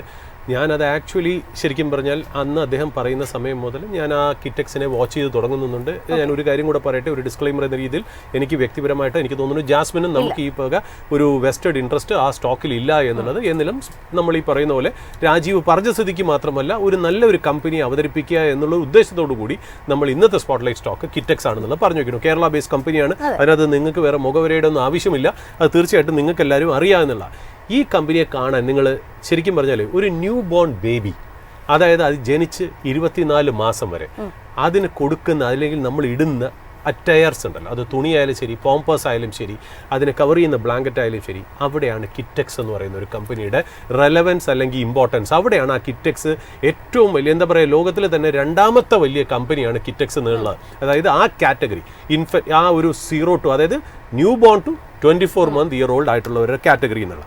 അപ്പോൾ അതിനകത്ത് ആ ഒരു അറ്റയർ പിള്ളേർ ഉപയോഗിക്കുന്ന, കുട്ടികൾ കൈക്കുഞ്ഞുങ്ങൾ ഉപയോഗിക്കുന്ന ഡ്രസ്സിൻ്റെ പ്രത്യേകത എന്താ? വളരെ സെൻസിറ്റീവ് സ്കിന്നാണ് അവരല്ലേ. അപ്പോൾ അതുകൊണ്ട് വളരെ സൂപ്പർ സോഫ്റ്റ് ആയിരിക്കണം, കെമിക്കൽ ഫ്രീ ആയിരിക്കണം, ടോക്സിൻസ് ഒന്നും പാടില്ല. അതായത് ഏറ്റവും നല്ല രീതിയിൽ വേണം അത് പ്രൊവൈഡ് ചെയ്യാൻ എന്നുള്ള. അവിടെയാണ് കിറ്റക്സ് ഓപ്പറേറ്റ് ചെയ്യുന്നതും അവിടെയാണ് Kitex globally second largest player ആണെന്നുള്ളത് നമുക്ക് അഭിമാനിക്കാവുന്നുള്ളൊരു കാര്യം തന്നെയാണ് ഇതിൻ്റെ ഒരു ഇൻട്രോ എന്നുള്ള രീതിയിൽ പറയേണ്ടത്. അത് സർട്ടിഫൈഡ് ആയിട്ടുള്ള ഓർഗാനിക് കോട്ടൺ ആണ് ഇവർ അതിന് യൂസ് ചെയ്യുന്നത്. ലോ കെമിക്കൽ ഡൈസ്, അതായത് കെമിക്കലിൻ്റെ കമ്പോണൻസ്, കാര്യം അവരുടെ സ്കിന്നിനൊന്നും പറ്റാൻ പാടില്ലല്ലോ, വളരെ സെൻസിറ്റീവ് ആണ്, വളരെ ഡെലിക്കേറ്റഡ് ആണ്. അപ്പോൾ ലോ കെമിക്കൽ ഡൈസ് ആണ് അവർ യൂസ് ചെയ്യുന്നത്. നിക്കൽ ഫ്രീ ആക്സസറീസ് ആണ് അവരുടെ ആക്സസറീസ് ഒക്കെ ഉണ്ടല്ലോ, പിന്നെ ക്ലിപ്പ്, ഇങ്ങനത്തെ സാധനങ്ങളൊക്കെ നിക്കൽ ഫ്രീയും കൂടെ ആണെന്നുള്ളതാണ് പറഞ്ഞു വയ്ക്കുന്നത്. ഒരുപാട് സേഫ്റ്റി സ്റ്റാൻഡേർഡ്സ് ഇവർ പാലിച്ചാണ് ഇവരുടെ മാനുഫാക്ചറിങ് ഈ കാറ്റഗറിയിൽ ഇവർ മാനുഫാക്ചർ ചെയ്യുന്നത്. ഒയിക്കോടെക് സ്റ്റാൻഡേർഡ് 100 എന്ന് പറയുന്ന ഒരു ക്വാളിറ്റി കൺട്രോൾ ഇതുപോലെ അവർ കണക്കാക്കുന്നുണ്ട്. രണ്ടാമത് USA സേഫ്റ്റി സ്റ്റാൻഡേർഡ്സ്, ഇതൊക്കെ അവർ കംപ്ലൈ ചെയ്തുകൊണ്ടാണ് അവർ ഈ പ്രോഡക്ട്സ് ഉണ്ടാക്കുന്നത് എന്നുള്ളതാണ്. ബേസിക്കലി നമുക്കറിയാലോ, ഇത് കുട്ടികൾക്ക് എന്താ വരുന്നത്, ബേബി സൂട്ടുകൾ, പിന്നെ റോംബേഴ്സ്, സ്ലീപ്പ് വെയർസ്, ബിബ്സ് എന്നിങ്ങനത്തെ പ്രോഡക്ട്സ് ആണ് വരുന്നത്. ഇതെല്ലാം വളരെ സെൻസിറ്റീവ് സ്കിന്നിന് വേണ്ടിയിട്ട് വളരെ കെയർഫുൾ ആയിട്ടുള്ള ഒരു മാനുഫാക്ചറിങ് പ്രോസസ്സ് അവർക്ക് വേണം എന്നുള്ളതാണ്. അതുമാത്രമല്ല ഇതിൽ തന്നെയുള്ള ആക്സസറീസ് ഉണ്ടല്ലോ, ഷാർപ്പ് ടാഗ് പാടില്ല, അതായത് കെമിക്കൽ റെസിഡ്യൂ ഒന്നും ഇതിനകത്ത് ഉണ്ടാവാൻ പാടില്ല, ലൂസ് ബട്ടൺസ് ഉണ്ടാവാൻ പാടില്ല. അതായത് വളരെ കെയറോടുകൂടി ചെയ്യണം എന്നുള്ളതാണ് ഞാൻ ഈ പറഞ്ഞേക്കുന്നത്. ഏതാണ്ട് 5.5 lakhs പീസസ് ആണ് അവർ ഡെയിലി മാനുഫാക്ചർ ചെയ്യുന്നത് എന്നുള്ള, അത്രയ്ക്ക് വളരെ ക്ലാസിക് കമ്പനിയാണെന്നുള്ളത്. പിന്നെ അവരുടെ മാനുഫാക്ചറിങ് ഫെസിലിറ്റിയൊക്കെ നോക്കുകയാണെങ്കിൽ ഓട്ടോമേഷനൊക്കെ അവർ യൂസ് ചെയ്യുന്നുണ്ട്. വളരെ ഓട്ടോമേറ്റഡ് ആയിട്ടുള്ള ഫാക്ടറീസാണ്.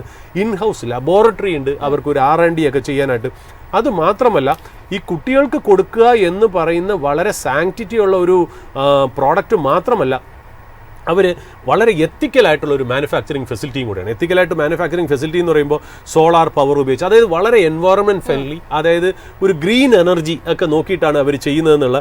സോളാർ പവർ ഉണ്ട് അവർക്ക്, റെയിൻ വാട്ടർ ഹാർവെസ്റ്റിംഗ് ഉണ്ട്, വാട്ടർ റീസൈക്ലിംഗ് ഉണ്ട്, സീറോ ലിക്വിഡ് ഡിസ്ചാർജ് ആണ്, ലീഡ് സർട്ടിഫൈഡ് ഗ്രീൻ ബിൽഡിങ്സ് ആണ്.